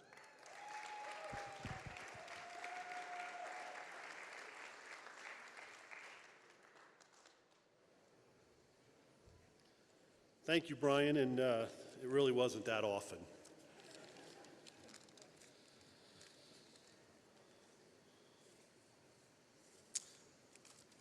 Okay, what a special night, huh? I am truly humbled by this opportunity to not only represent our family, but to be able to introduce our brother with this wonderful opportunity. He is actually my little brother. You can't tell if we stand side by side, but I think I could still take him if I had to. Many of you are aware of Luke's accomplishment on the rugby pitch. From becoming an accidental rugby player at grad school at Marshall University, to getting the call to be a member of the U.S. national team, becoming the most capped player at one time in Eagles history, and playing 13 years of professional rugby in Europe, and also representing U.S. in 3 World Cups. That's a pretty impressive resume.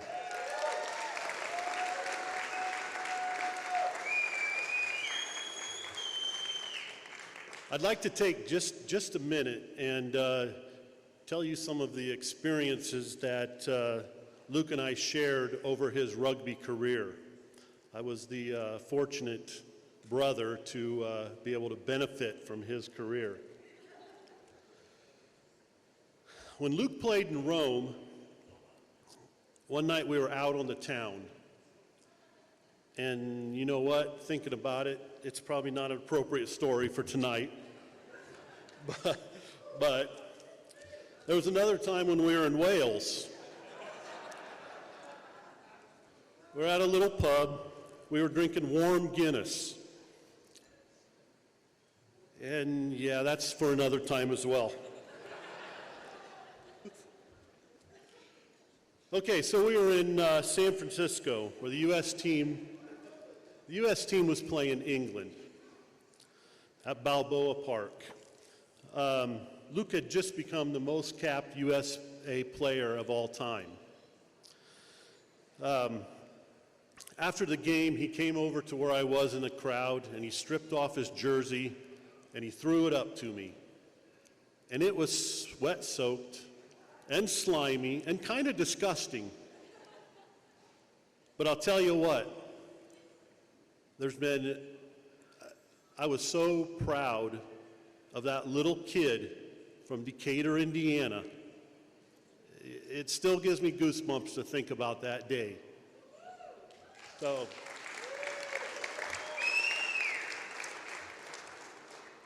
So after the game, I was fortunate enough to be able to tag along with quite a few members of the U.S. team. We went down to the piers down in San Francisco. And that's probably not a good story either.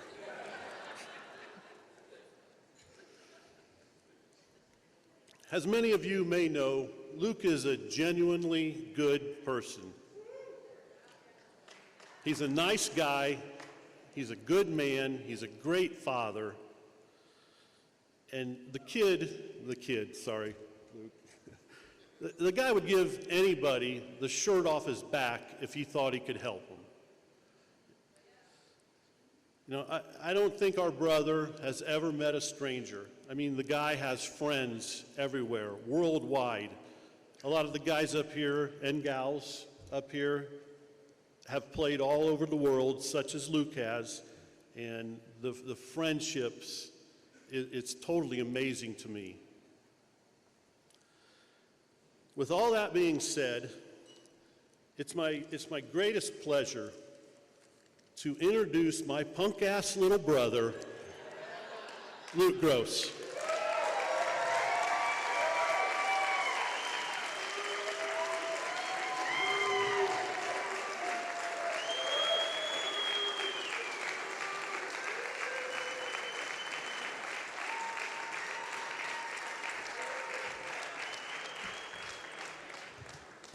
He is short, so I have to move this up just a little bit. And by the way, he never kicked my butt, not once. Okay, maybe once. He is 65 and I'm only 50, so, right? Is that 65? By the way, I didn't know he was coming today, or my other siblings. It was quite a surprise, as well as my friends. My wife organized all this, and at 8:30, I'm in my office with my boss here at Glendale, and my sister and brother walk in. It's like, oh my God, what are you doing? So it's just an honor to have him here. I would like to start by thanking Brian, Penn Mutual, the City of Glendale, the foundation for everything, and the people who have all put this event on. It's tremendous. Thank you.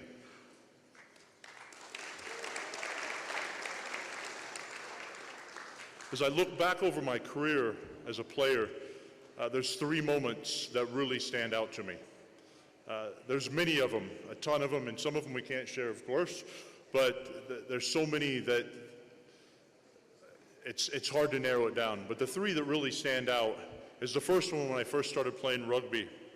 And this is Marshall University in Huntington, West Virginia. I'm in grad school, and I rented this big house, and I subleased the rooms out to a bunch of rugby guys who just showed up. And they were like, oh, you need to come out and try. No, I'm too mature for that. I'm a grad student.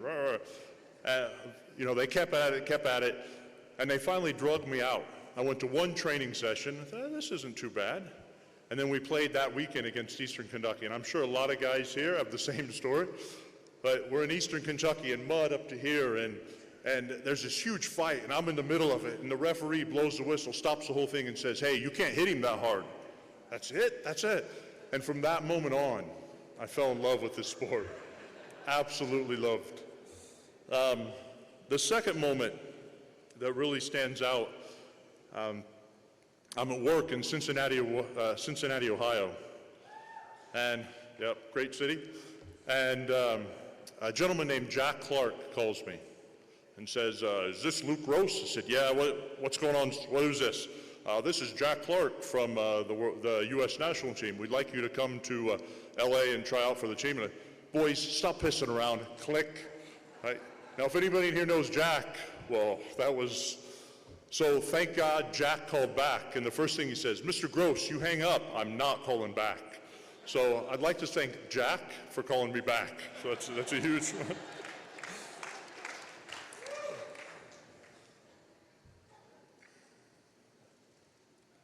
The third moment, so I'll build the picture for you. My second year as a professional player, I'm at the London Harlequins. It's the second season. I've taken my love, my get away from all my stresses, my way from the world sport, rugby, and made it all my stresses. I'm worried about my paycheck. I'm worried about another year of contract. I'm worried about, you know, everything over here and all this stuff, and my performance in my head, things just dropped. I was a terrible player. I wasn't into it at all. There was an old Welsh second row named Glyn Llewellyn. In his late 30s, it was probably one of his last years. He just tailed on to professional, great guy. And I was kind of under his wing. My learning curve was like this. Kind of pulled me in. He said, what's going on with you? You're not the same guy. What happened to you? I said, and I kind of explained the whole situation. I just can't focus. It's too much stress. He goes, Luke, what's the worst thing that can happen? They don't sign you again. You go home and play with your brothers. What's the big deal? You know, from that moment on, I fell in love with our sport again. Yeah, and I haven't looked back. He also said to me, you know, if you have to go back and play with the brothers, you get a real job, right? Well, I haven't had a real job yet. It's brilliant. I think we're looking at 20-some years. I don't even know anymore. Very lucky man. So I'll get on to some thanks, and then we can get this thing done and get some beers in us, okay? By the way, the bar is running out. Someone told me about 50 people are going to run up there. They will. I'd like to thank, once again, the Marshall University crew, Dennis Johnson, Chris Porter, Mark Hermazinski. They made me fall in love with the sport. I'd like to thank the Cincinnati Wolfhounds. A couple of those boys. This is my first men's club. Chip Howard, Ferg Schneider, Mark Hermazin, or sorry, I said Mark, but those boys kept me grounded all through my professional career and everything, kept me grounded, kept me home, always in my mind. I'd like to thank USA Rugby for all they do. All the medical staff and personnel who kept me on the field and healthy. Very important, you always thank your trainers and your doctors, always. All the coaches and managers who guided me through my career. My mother, God rest her soul. My father, who's not here tonight. My brother who you met, the bastard. My two sisters, Stephanie is here, and Katie. And then a load of friends down here. Some of them came from New York, some of them are local. Pete Snyder, who helped guide me through coaching. Just incredible, beautiful people here supporting. Kat and Toby. Token Canadian, got to keep them at the table. I'd also like to mention my sister Katie. She's one of my heroes. She is one of the strongest people I know, and she's here with us tonight. Thank you, Katie, for everything. I'd also like to thank my partner, Melanie. Yeah, she didn't know me as a rugby player, but she has to endure all the stories of how good I was. All right? Thank you for the ego, babe. I'd also like to thank, just honor my children. Right? Logan, who's 10, who's sitting right over here, being a good kid. Hudson, who's 8. Yeah, thank God for iPads. My young son, 3, Eli, he's not here. You'd all pay the price if he was. And my baby girl, Kellen, she's 1. We're hoping that she's out of diapers before I'm in them. So I turned 50 this year. So it's an odd, you never know. The last thanks I have is the most important one. It's to all my teammates. When I take this award tonight from Brian, I take it for you and because of you guys. All right, you're up here with me always. This is the epitome of team, right? Team sport is rugby. Thank you, brothers. Thank you all. Good luck to the Eagles.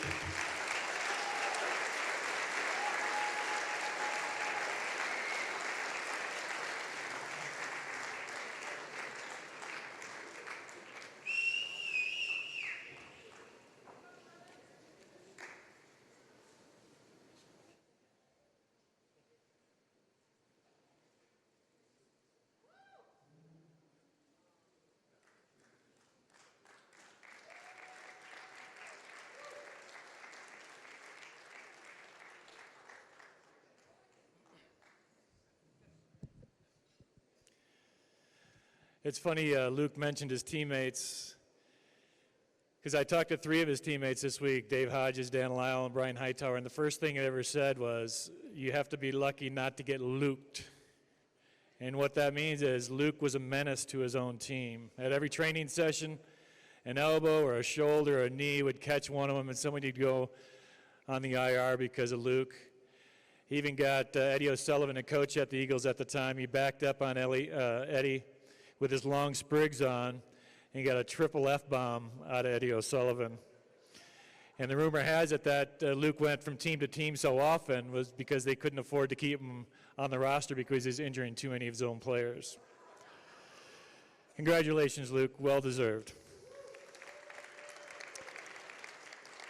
Our next introducer met our next inductee when they were 18 years old playing rugby for the University of Witwatersrand.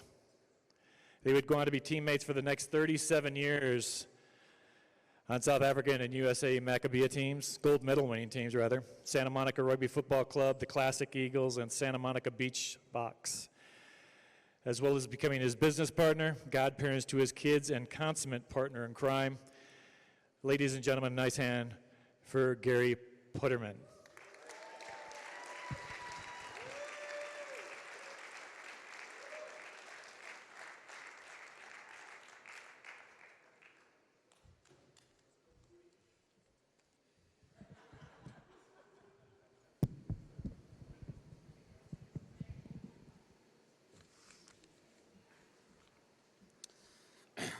Some of you may have been at the game. Some of you may have heard the story, but it was a very, very tense game with a few minutes to go, and the ref blew up Shawn for being offsides. Shawn was furious. He stormed up to the ref and started arguing. Going nowhere, he said to the ref, "What would you do if I called you an asshole?" The ref said, "If you do that, I'll send you off." Shawn thought for a moment and then said, "Well, what would you do if I just think it?" The ref said, "I can't do anything." So Shawn said, "Okay, I think you're an asshole."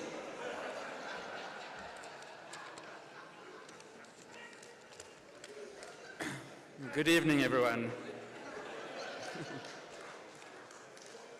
I am not here to tell you that Shawn played against the best teams in the world, including the All Blacks in England in the 1991 World Cup.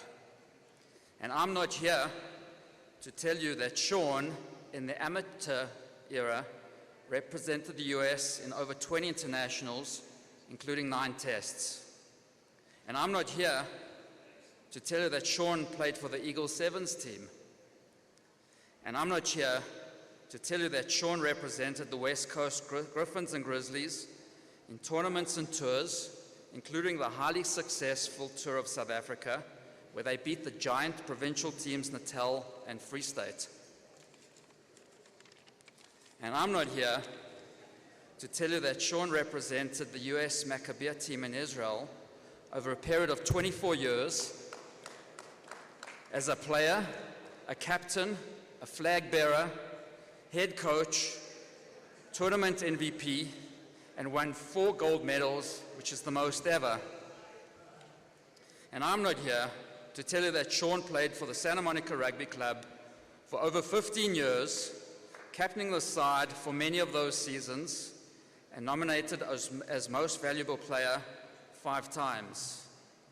And I'm not here to tell you that Shawn retired from the club on 4 separate occasions, and he delivered 4 unique retirement speeches. And I'm not here to tell you that Shawn represented the Transvaal Under-20 provincial team, or the equivalent of the Super Rugby team, the Lions, and would have played senior provincial rugby if he remained in South Africa.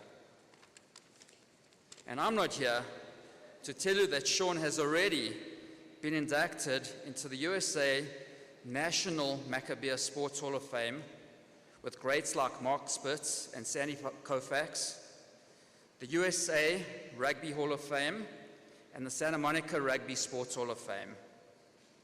And I'm not here to tell you that Shawn founded and ran a very successful youth rugby program in Southern California and was the assistant coach for the Santa Monica Super Rugby team. And I'm not here to tell you that with his fiery competitive spirit and leadership, he instilled enormous confidence in every teammate around him, very much including myself. And I'm not here to tell you how much fun Shawn is to tour with, to drink with, or to hear him sing Mustang Sally, which I'm sure we'll hear tonight. And I'm not here to tell you what an innovative and successful businessman Shawn is.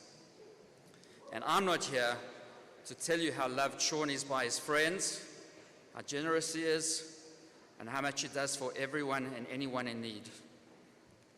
And I'm not here to tell you how much of a family man Shawn is, nothing being more important than his family. But I am here to let you know that Shawn got the itch again, and he's coming out of retirement for the 5th time for tomorrow's game. Gary Gold, you might want to take a note of that. Ladies and gentlemen, I am so proud to introduce 2019 Hall of Fame human being, Shawn Lipman.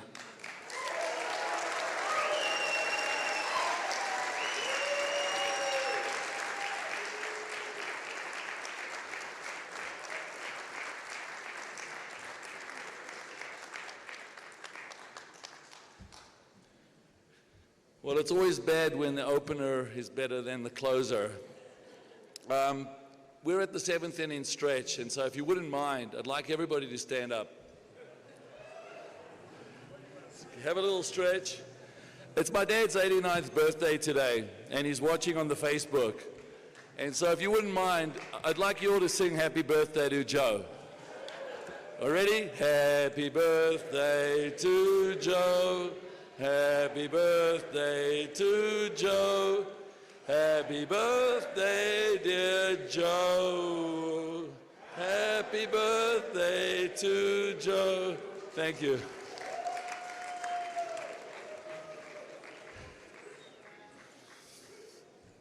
My journey has been blessed. Oh, sorry, that's like 4th page. Sorry. We'll start again. It really has been blessed. In 1823, William Webb Ellis, with a fine disregard for the rules of soccer, picked up the ball with his hands and he ran with it. I'm pretty sure that William didn't know then that he would set in motion a course of events that would change my life forever. How could Ellis know that his irreverent act would result in the creation of a sport that would become the essence of my existence and define a young South African boy for the rest of his life? Even before I started playing rugby at the age of 12, I loved it. I played imaginary games in the backyard, and even to this day, I love the smell of freshly cut grass. I love the smell and touch of a rugby ball, and that gut-wrenching feeling before you go on the pitch. Rugby has always been a part of my soul. In reflecting on a lifetime's involvement in this amazing sport, I've realized that it's not the accomplishment of wins and championships and personal accolades that makes being a rugby player such a privilege. It's the lessons learned. It's the deep personal bonds that are formed that create the lasting foundation for a life better lived as a result of being a rugby player. My journey has been blessed with the opportunity to learn how to win, how to lose, how to lead and how to be led, how to coach and how to be coached, how to be a good friend and a teammate, how to deal with adversity and how to deal with triumph, with humility and dignity. Rugby's been the petri dish of my life. Rugby requires honesty, courage, resilience, leadership, camaraderie, and teaches some harsh lessons. These are the lessons that are becoming ingrained in me. When I arrived in the US as a 21-year-old with just a backpack and a desire to find some like-minded sportsmen, Jim and Chip, I was lucky to stumble on the Santa Monica Rugby Club. And within 2 weeks of arriving here, almost immediately I had a family and in a community that invited me and made me a part of their history.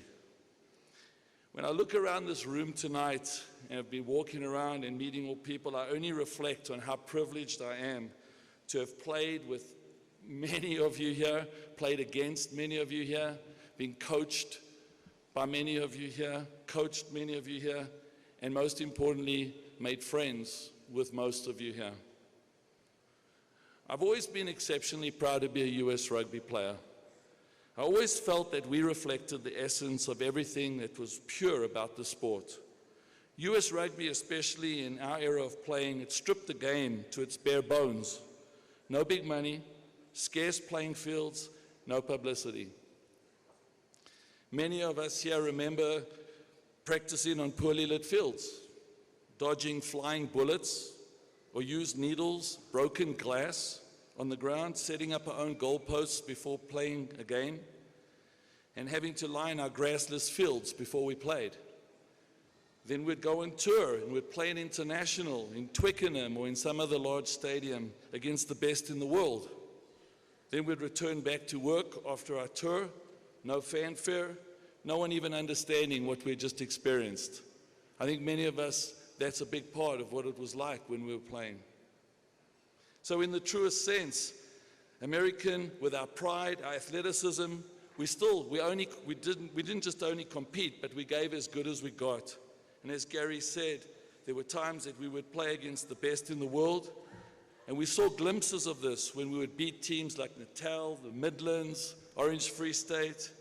They were all loaded with internationals.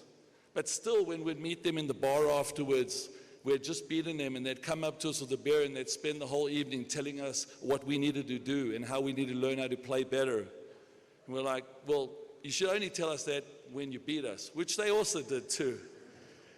But now we see our women's team and our men's team already qualified for the Olympics, #1 in the world. Gary Gold, 9 wins in a row, already qualified for the World Cup. And Gary, you've got all of us just so behind you. I don't know where he is, but we wish you all the best tomorrow and for the World Cup. I think you've made a great impact in American rugby. We're proud to have you.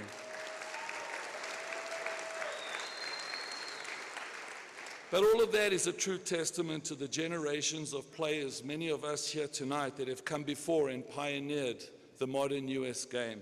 And I'm really proud to have been a part of that generation. One thing that's been a constant in my life, especially coming from South Africa, and it wasn't part of my speech, but Vaea, you actually made me think about it, and I wasn't going to speak about it tonight. And I have to congratulate you on being the first Polynesian to be in the US Hall of Fame.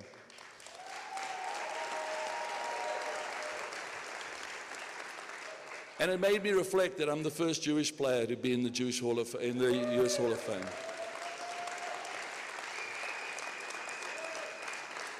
And I think it's a reflection really of the beauty of the sport, is when anyone tells you you can't do something, Jews can't play rugby, or you can't do this and you can't do that, everyone can basically pitch up and show everyone that if anyone tells you you can't do something, you can do it. So when I look around the room tonight, I feel truly humbled and blessed. I see the story of my life here. All of my greatest moments of my life have played out with many of you here tonight, on and off the field. The memories overflow for me. You're all a part of my own personal Hall of Fame.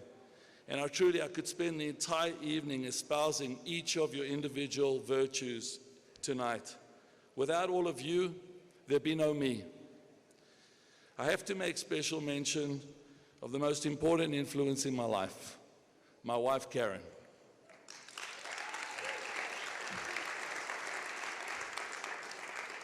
Even though I don't think she has watched a full game of rugby from start to finish, she's been my biggest cheerleader. She's been my strongest advocate, and she's always encouraged me to play and participate in my sport as long as it provided me with joy and meaning. In the worst moments, racked with injuries and self-doubt, she made it clear that if I didn't do everything I could to get healthy for the World Cup, I would regret it for the rest of my life. And she was right. And so thank you, Karen. Having had the opportunity to represent my country at the highest level is truly one of the proudest accomplishments of my life. But my greatest accomplishment are my 3 kids, Scott, Jamie, and Lindsay, in no particular order, because otherwise they say, how come you said his name before mine? You guys, it's the amazing, inspirational people you've grown up to be is just remarkable to me, and I'm a very proud father. Thank you. And then my remarkable friends who've all come here tonight to honor me are the bedrock of my life. And this accolade, and I keep looking this way, but I've got a couple that side as well. You're the bedrock of my life, and this accolade is your accolade. I wouldn't be here without everything you've done with and for me. So thank you to all my friends. I already acknowledged my dad, Joe, so happy birthday, my dad.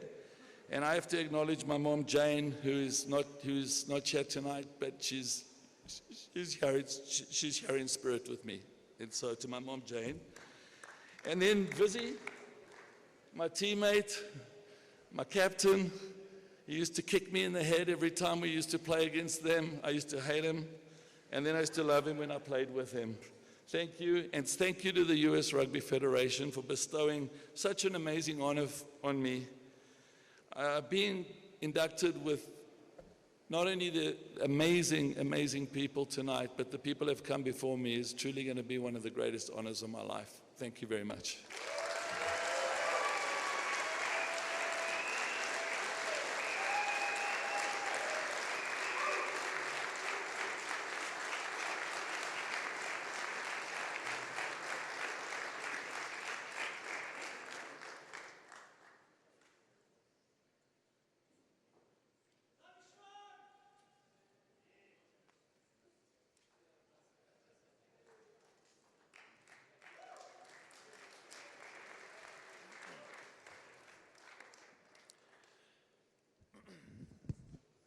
I'm not here to tell you, I used to love when the Southern California rugby schedule ended, as then I wouldn't have to play against Shawn, but with him on SoCal, Pacific Coast, and Eagle teams.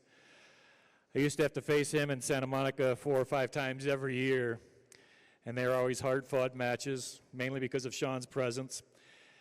He was just such a great rugby player and had a terrific rugby brain that I came to the conclusion that there were either 2 Shawns on the field at all times, or he was offsides just about every single play.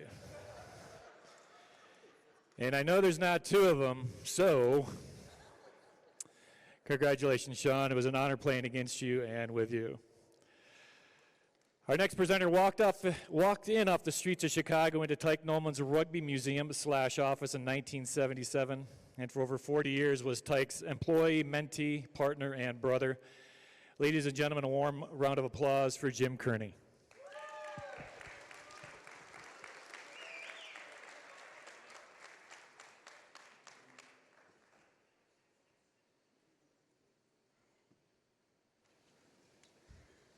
Thank you, Brian. He's a big boy. I am a Chicago Lion. I'm honored to introduce Tyke Nolan to the U.S. Rugby Hall of Fame ceremony this evening. I know that Tyke would have been so honored, and his speech would have been so much longer. I met Tyker in 1977 in a walk-in interview on the corner of Michigan Avenue and Wacker Drive. The interview lasted 2.5 hours. As I sat in his office, I couldn't help notice every square inch of his office had rugby photos, rugby artwork, and of course, lions everywhere. As he read down my resume, he stopped and noticed I had listed University of Dayton rugby match secretary. He looked at me straight-faced and said his boss would never allow another rugby player in the company. My heart skipped a beat. I haven't even talked about rugby yet. He asked me to come back the next day. Then he offered me a sales rep job, paying $12,000 a year. I tried to negotiate a little more, and he said we'd look at it at 6 months. We rehashed this story over and over the years and always had a new twist on my appearance or his smoking a small Tipperillo and his 3-piece suit with his Lions pocket watch. This was the start of a 38-year friendship that evolved from boss to mentor to partner to older brother. For many of you that didn't know him, I want to read the words that I've asked a group of Lions. Some are here tonight, some that are not. There are very many duplications in this list, but here's a collection of the words that described him. Passionate, pioneer, focused, dynamic, class, curious, inspirational, professional, relentless, caring, talented, giving, committed, visionary, and selfless. I'd like to read his farewell speech that he wrote 6 months prior to his passing. I choose not to have a memorial service of any kind. I arrived in Brooklyn, New York on April 6th with little fanfare. I depart Chicago with not much more. I started with so little and ended with so much. There was love throughout. The dearest of my treasures, my Mort. All material things cast to the wind.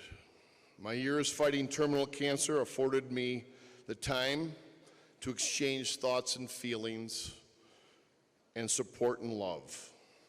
I participated in my own wake. I have few regrets. Hopefully most wrongs were righted.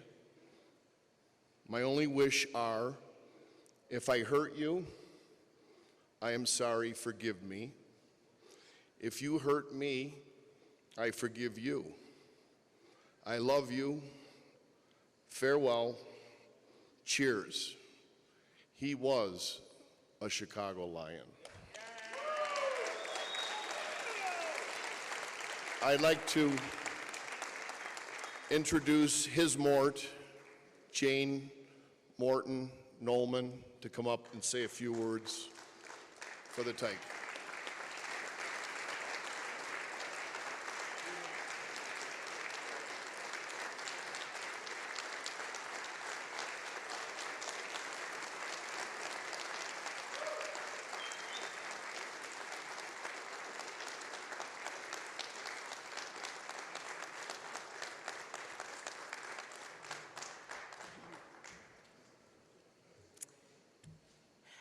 Thank you, Jim.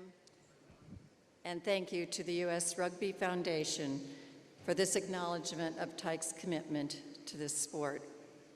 I'm honored to be here on his behalf, but I do have to say I really wish it was him up here for a lot of reasons.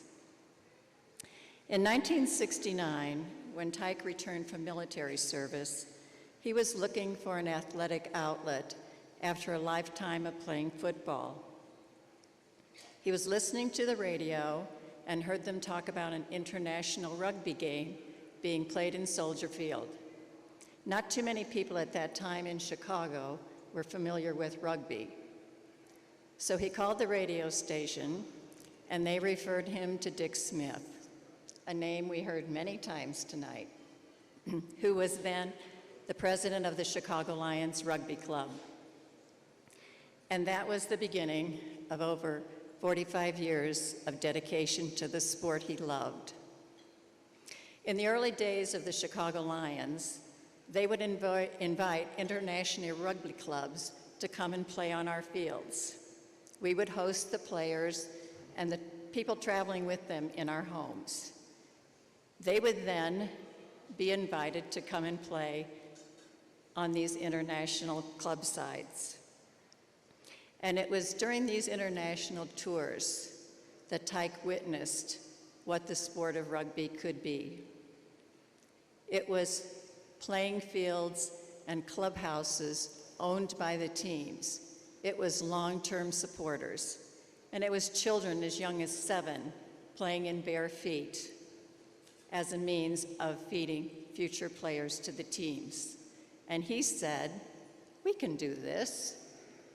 So he gathered a group of individuals who were equally committed and who worked tirelessly to grow the sport and make it the best it could be. And not just on a national level, but on an international level. In 1981, the Springbok team was sprawled all over our living room floor, while Tyke and the team administrators tried to find a field for them to play their game that wouldn't be disrupted by protesters. They had played to mass protests in New Zealand and played at a hidden field in New York to just a handful of supporters. Tyke was not insensitive to the scourge of apartheid, but he believed that sport, and in his case rugby, could overcome these obstacles and these barriers and bring people together. For those of you who have seen the movie Invictus, I guess Nelson Mandela agreed with him.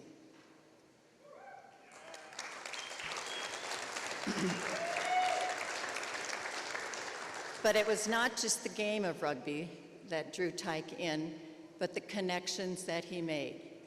And for anyone who knew Tyke, he was all about connections. And many of these connections became lifelong friends. And I was the lucky beneficiary of these connections, many who are in this room tonight. I even met Tyke through rugby, thanks to fellow teammate Jim Henry. Thanks, Jim. It was quite a ride. In my experience of traveling with Tyke, it appears that rugby is an international language. Travel to any country, including Tonga, and you will find yourself with instant friends people who will invite you to their local clubs and on occasion into their homes for dinner. It even happened on our safari in Botswana when we learned that our local guide had gone to boarding school in South Africa and of course played rugby. So although our days were filled with animals, our campfires were filled with talk of rugby. It made the world a smaller and more welcoming place. So although Tyke came to rugby for the athletics of it, he stayed for the community of it. I would like to take a moment to acknowledge the supporters in the room, those of us who never played the game, but who stood on the sidelines, frequently in terrible weather. I was never a fan of spring rugby. Traveled on weekends to neighboring states for games, had our vacations hijacked for games of international rugby, and to go to rugby school, and listened frequently and generally patiently to the politics of rugby, and hosted visiting team in our home, sometimes for months at a time. I loved it, most of the time. Shortly before Tyke passed away, he gave a speech at the dedication ceremony for the Chicago Lions Hope Academy rugby fields. His message to both the players and the supporters was to get involved. Coach a youth rugby team, referee a game, maintain a rugby pitch, work in administration, or do fundraising.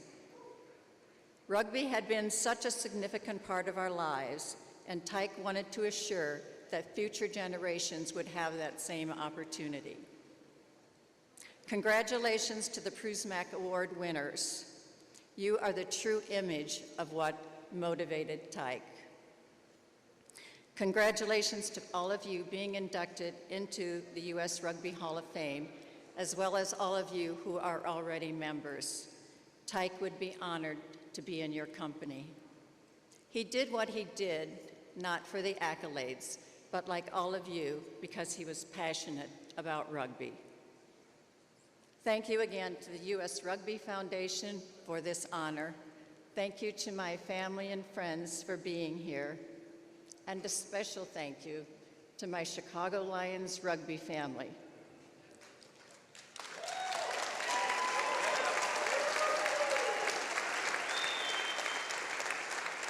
You are the perfect example of what Tyke loved about rugby. Thank you, and go Eagles.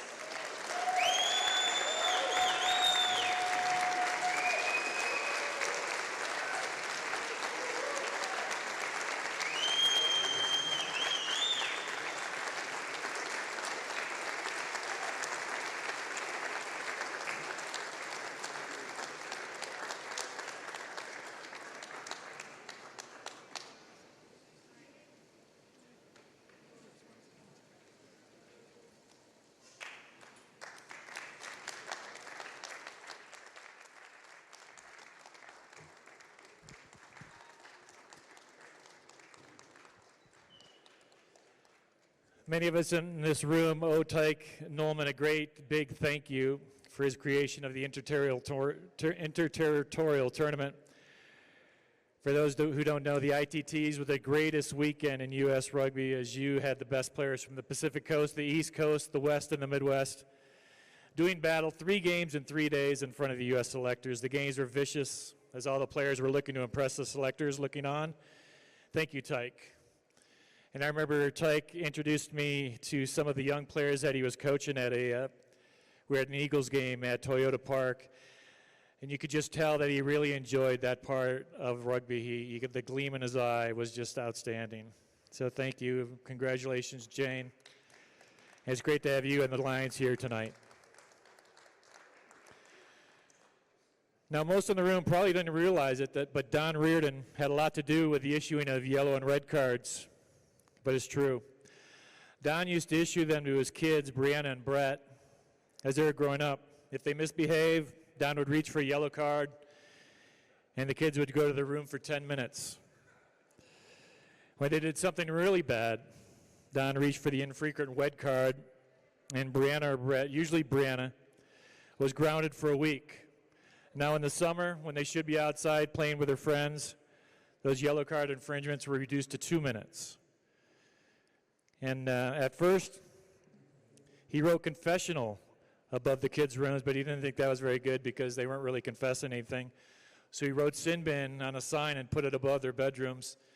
And he thought, hey, it worked with my kids. Why don't I talk about World Rugby? Might work on the pitch. And as they say, the rest is history. Here to present our last inductee of the evening, Brianna Grigsby and Brett Reardon, as they introduce their father.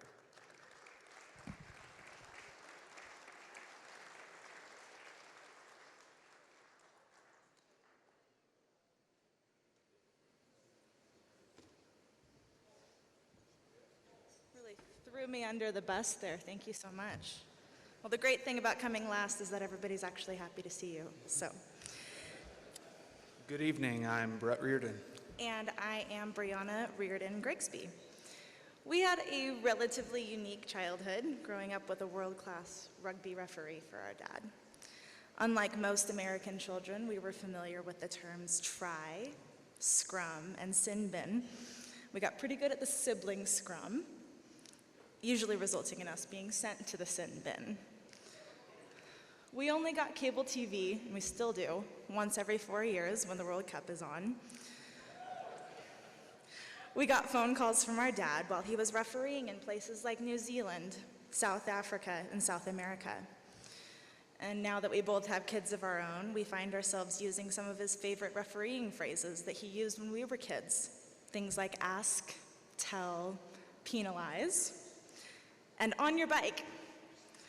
It's amazing how similar parenting toddlers is to refereeing rugby. Since we were born, Dad has been an example to us of discipline, commitment, excellence, and sacrifice.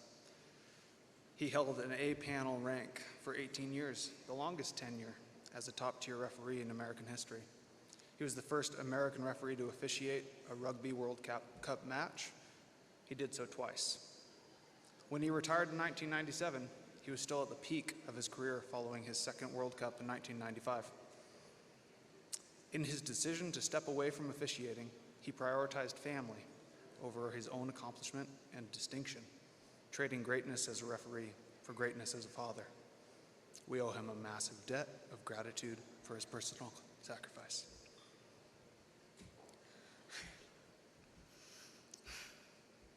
We are, I sobbed through my entire wedding vows, so it's not surprising that I'm actually doing this. We are grateful and proud to be here to witness his well-deserved recognition as a Hall of Fame inductee. Please join us in welcoming one of the finest American rugby referees into the Hall of Fame, Don Reardon.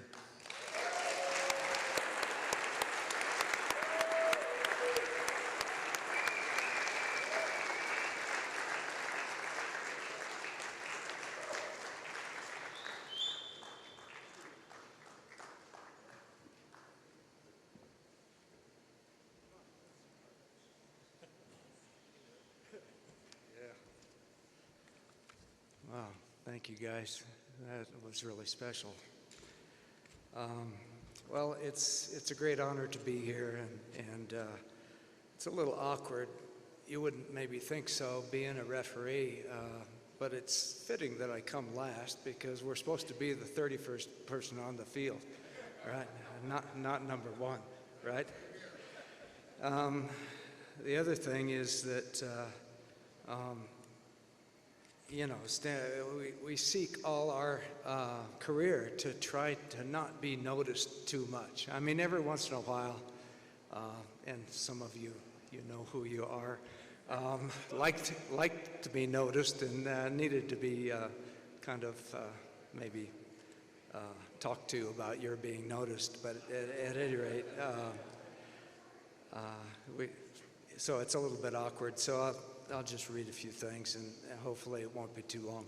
So anyway, I'm grateful. I'm very grateful to Brian, particularly Viz, for all the work that you've put in the years. It's incredible that you've been going and going and going and going as long as you have. And I thank the Rugby Foundation, Bob Watkins of it, I was in that area down in San Diego for quite a while and a majority of my refereeing career, and so got to know those guys pretty well, probably too often at some times, maybe a little bit too often for them. But at any rate, I thank the foundation for what they're doing for the game.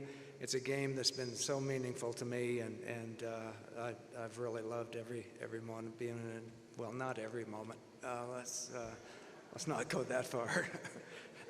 But most of the moments. And what I have loved, and there's just a theme running through this whole time of friends, but family and relationship, and that's really what it's all about. And coming here, I've been moved from California to Oregon, and it's been a good move. It's been a great move. I never would have done something different, except in the interest of trying to get more good rugby games, because where I'm in Oregon, there's a lot of deer and a lot of turkeys, but not a lot of lions or tigers or bears or on-back players or to referee. So it was, but it was a great move for the family. Anyway, real progress has been achieved, as is evident in the youth and women's and rugby programs, the USA Sevens, and on the national scene, as I'm sure we're going to witness tomorrow with the Eagles in their time with Canada tomorrow.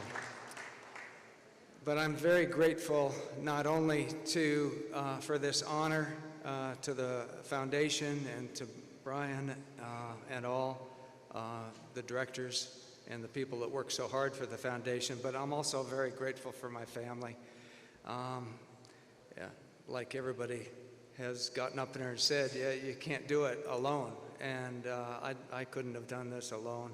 And I think I'm really proud of my son and my daughter, and they are just admirable parents themselves. My grandson and my two granddaughters are just, I'm so excited to bring them up to have the family, a loving family, and the extended family, and hopefully we'll be aware of the rugby family as well. So I have some family at home that is maybe staying up late and listening to this, but I just really appreciate that part of my extended family as well. My sister Nancy has always been a support, and Sharon and the McCulleys, and it's great to have that family back up as well. At any rate, the most special thanks I can give is to Lynn, my wife. She probably had a clue that something was, that rugby was pretty important in my life when we changed our wedding date so that I could referee a rugby match between a South Africa touring side. So I'm sorry we had it planned, honey, but could we just change the weekend? And she went along and did that, not to mention that our one-night honeymoon was followed by a match the next day.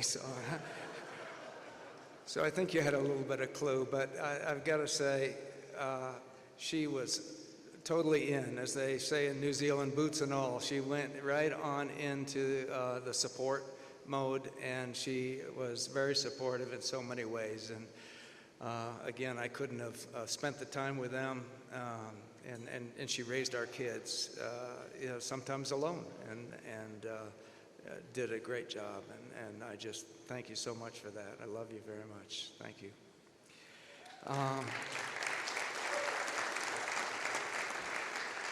Anyway, I've found both in life in general and in rugby in particular that retrospect provides great understanding. I might have made my own plans in how I was going to order my life, but I turn around and look back and I can see God's hand on what actually took place. Down in when I went to New Zealand for my first overseas experience, that was the site where I would not only be able to grow as a referee, but I grew in my professional skill with a New Zealand physiotherapist by the name of Brian Mulligan, who really helped me with my professional career. And I couldn't have planned this out myself. I turn around and look back, and I know that God has had his hand on me, and he was providing direction for me, even though I was unknowing. So I really thank the Lord for this. I thank him for his ordering of my life and for all of the things that he's done for me. Rugby has provided challenges and opportunities for me. It was the source of a challenge for me for my relationship with my father as I rebelled against his call for me to stop playing rugby after I sustained a serious injury in rugby when I was playing for UC San Diego. I had a bad concussion. I had to take a quarter off of school, and his love for me, he was concerned to my health and my safety, and he wanted me to stop playing. But my love for the game, I was hooked, like many of the stories that you've heard so far. I was hooked on the game, and I would not. And this is the first time that I ever, in essence, went against my dad's wishes to continue to play rugby. Interestingly enough, rugby also provided reconciliation between myself and my father, because even though he was adamantly against alcohol, and I tended to imbibe a beer every now and then, especially after the match, but he showed amazing humility and forgiveness by actually at the Monterey tournament coming up and asking if he could buy me a beer. And after that, I didn't need to drink a beer anymore. It was like something was healed in our family, and that relationship and the opportunity that he showed me was just an amazing act of love, and it was terrific for me. It may seem a small thing, but it was certainly big in our lives, and family is so, so important. And I want to thank all of you for being here, as whom I consider members of my extended rugby family, for being here in support of our game, for listening to my thoughts and all the other thoughts that are special to the people that are being inducted. Because it just draws us closer, it brings us closer. And even though it's a long time to sit in a chair, it's wonderful, and it's a wonderful opportunity, just like the stress that we encounter on the field. But we get through it, and we're together at the end, and we're much closer than we were at the start. Anyway, as far as refereeing goes, many such people, such as John Bloomfield, Brian Porter, and my national panel of ref colleagues like Jim Russell, he's here somewhere, and Don Morrison, and others that were refereeing along with me. They all contributed to my success, and I need to give them thanks. Many people in this room have been my instructors, of course, and you know who you are, too. But for example, and I'll pick you out, Shawn, because you're an inductee, but I remember refereeing a Santa Monica game one time, and I was standing at the back of the line-out, you know, where I thought I should be standing. Maybe I was a little earlier in my career. And anyway, Shawn took it upon himself to be my instructor, to let me know where not to stand, because I was in the running lines. So he came around like a freight train, and then when I got up off the ground after he went past and got my breath back, I didn't blow the whistle because it was too late anyway. Everybody was too far away from me. But thank you for instructing me where not to stand. I learned that lesson pretty well. And I got bruised, too, for the trouble. But at any rate, rugby and refereeing rugby has been an interesting avocation through which much can be learned about human life, life and human nature, especially one's own. Okay, that's what I have discovered, and I've shared that with my family. I know They might be getting a little bit tired of some of the quotes and some of the lessons, but maybe not. Anyway, I found refereeing rugby particularly suited to the development of humility, a characteristic often in conflict with striving to be the best at what you do. As soon as I would begin to think that I was doing pretty well, I would have a match where I didn't. And God ensured there were plenty around to confirm that that was true. So at any rate, rugby is a game where you keep getting knocked down often, but you keep getting up. You get up one more time than when you get knocked down. You make the choice to go on with even firmer resolve. I find it interesting that top-level matches are called test matches. I think every match, especially against a difficult opponent, is a test. And I used to look at that each week. In the first 10 minutes, you test the field, the weather, the other team, your opposite number, and, of course, the referee. In the middle of the match is the bulk of the struggle. But the last 10 minutes of a tough contest, especially of a tough contest, is where you test yourself. It is the stage of the game that will determine the outcome. The question is, do you have the strength of character and the endurance to fight on to the last whistle?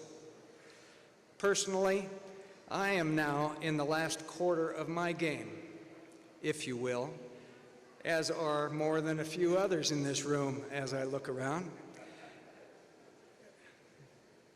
The question I continue to ask myself is, do I have the strength of character and the endurance to finish well?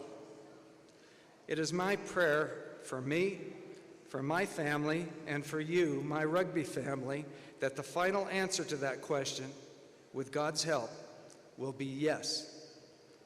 That when I no longer have earthly ears to hear the sidelines or the speeches, that I will hear with spiritual ears Jesus Christ say, "Well done." I thank you again for the honor in giving me this award and for your ongoing commitment to our country, to our community, and to U.S. Rugby, to one another, and to living a life approved by God. God bless you. Thank you.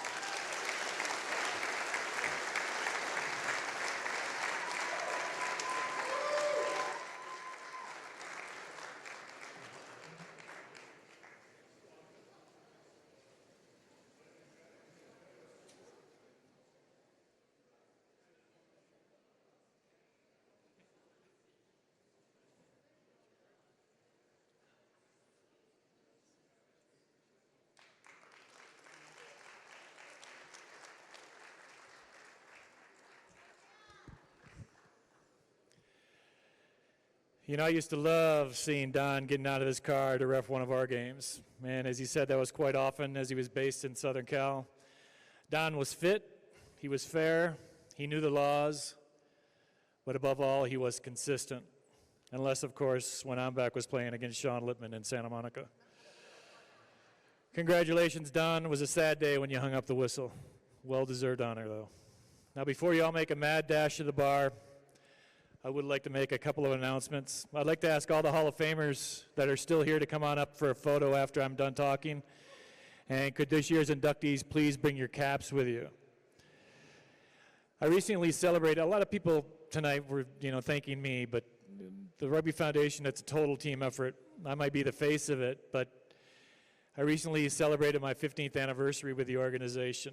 And I came on board because I saw what a great group of dedicated board members we had that love rugby, and they're willing to give back to the game in a great fashion. And I always thought we could make a difference in the sport, and I think we've done that, but I think we can do more. We get a lot of requests from clubs from around the country looking for equipment, looking for balls, sending kids overseas, scholarships. And if you continue to give us the support we do, we can't do it without you. So if you continue to do the support, we can continue to do great things. I just want to thank you once again for coming out, making this the greatest Hall of Fame dinner we've ever had. I want to thank all those who came from afar. I want to congratulate our inductees, and our Prusmack Award winners. And I hope to see you next year. This is a start of something big, and I hope we can continue to keep the momentum going. That wraps up tonight's Hall of Fame dinner. Thank you all very much again. Good night, drive safe, and go Eagles.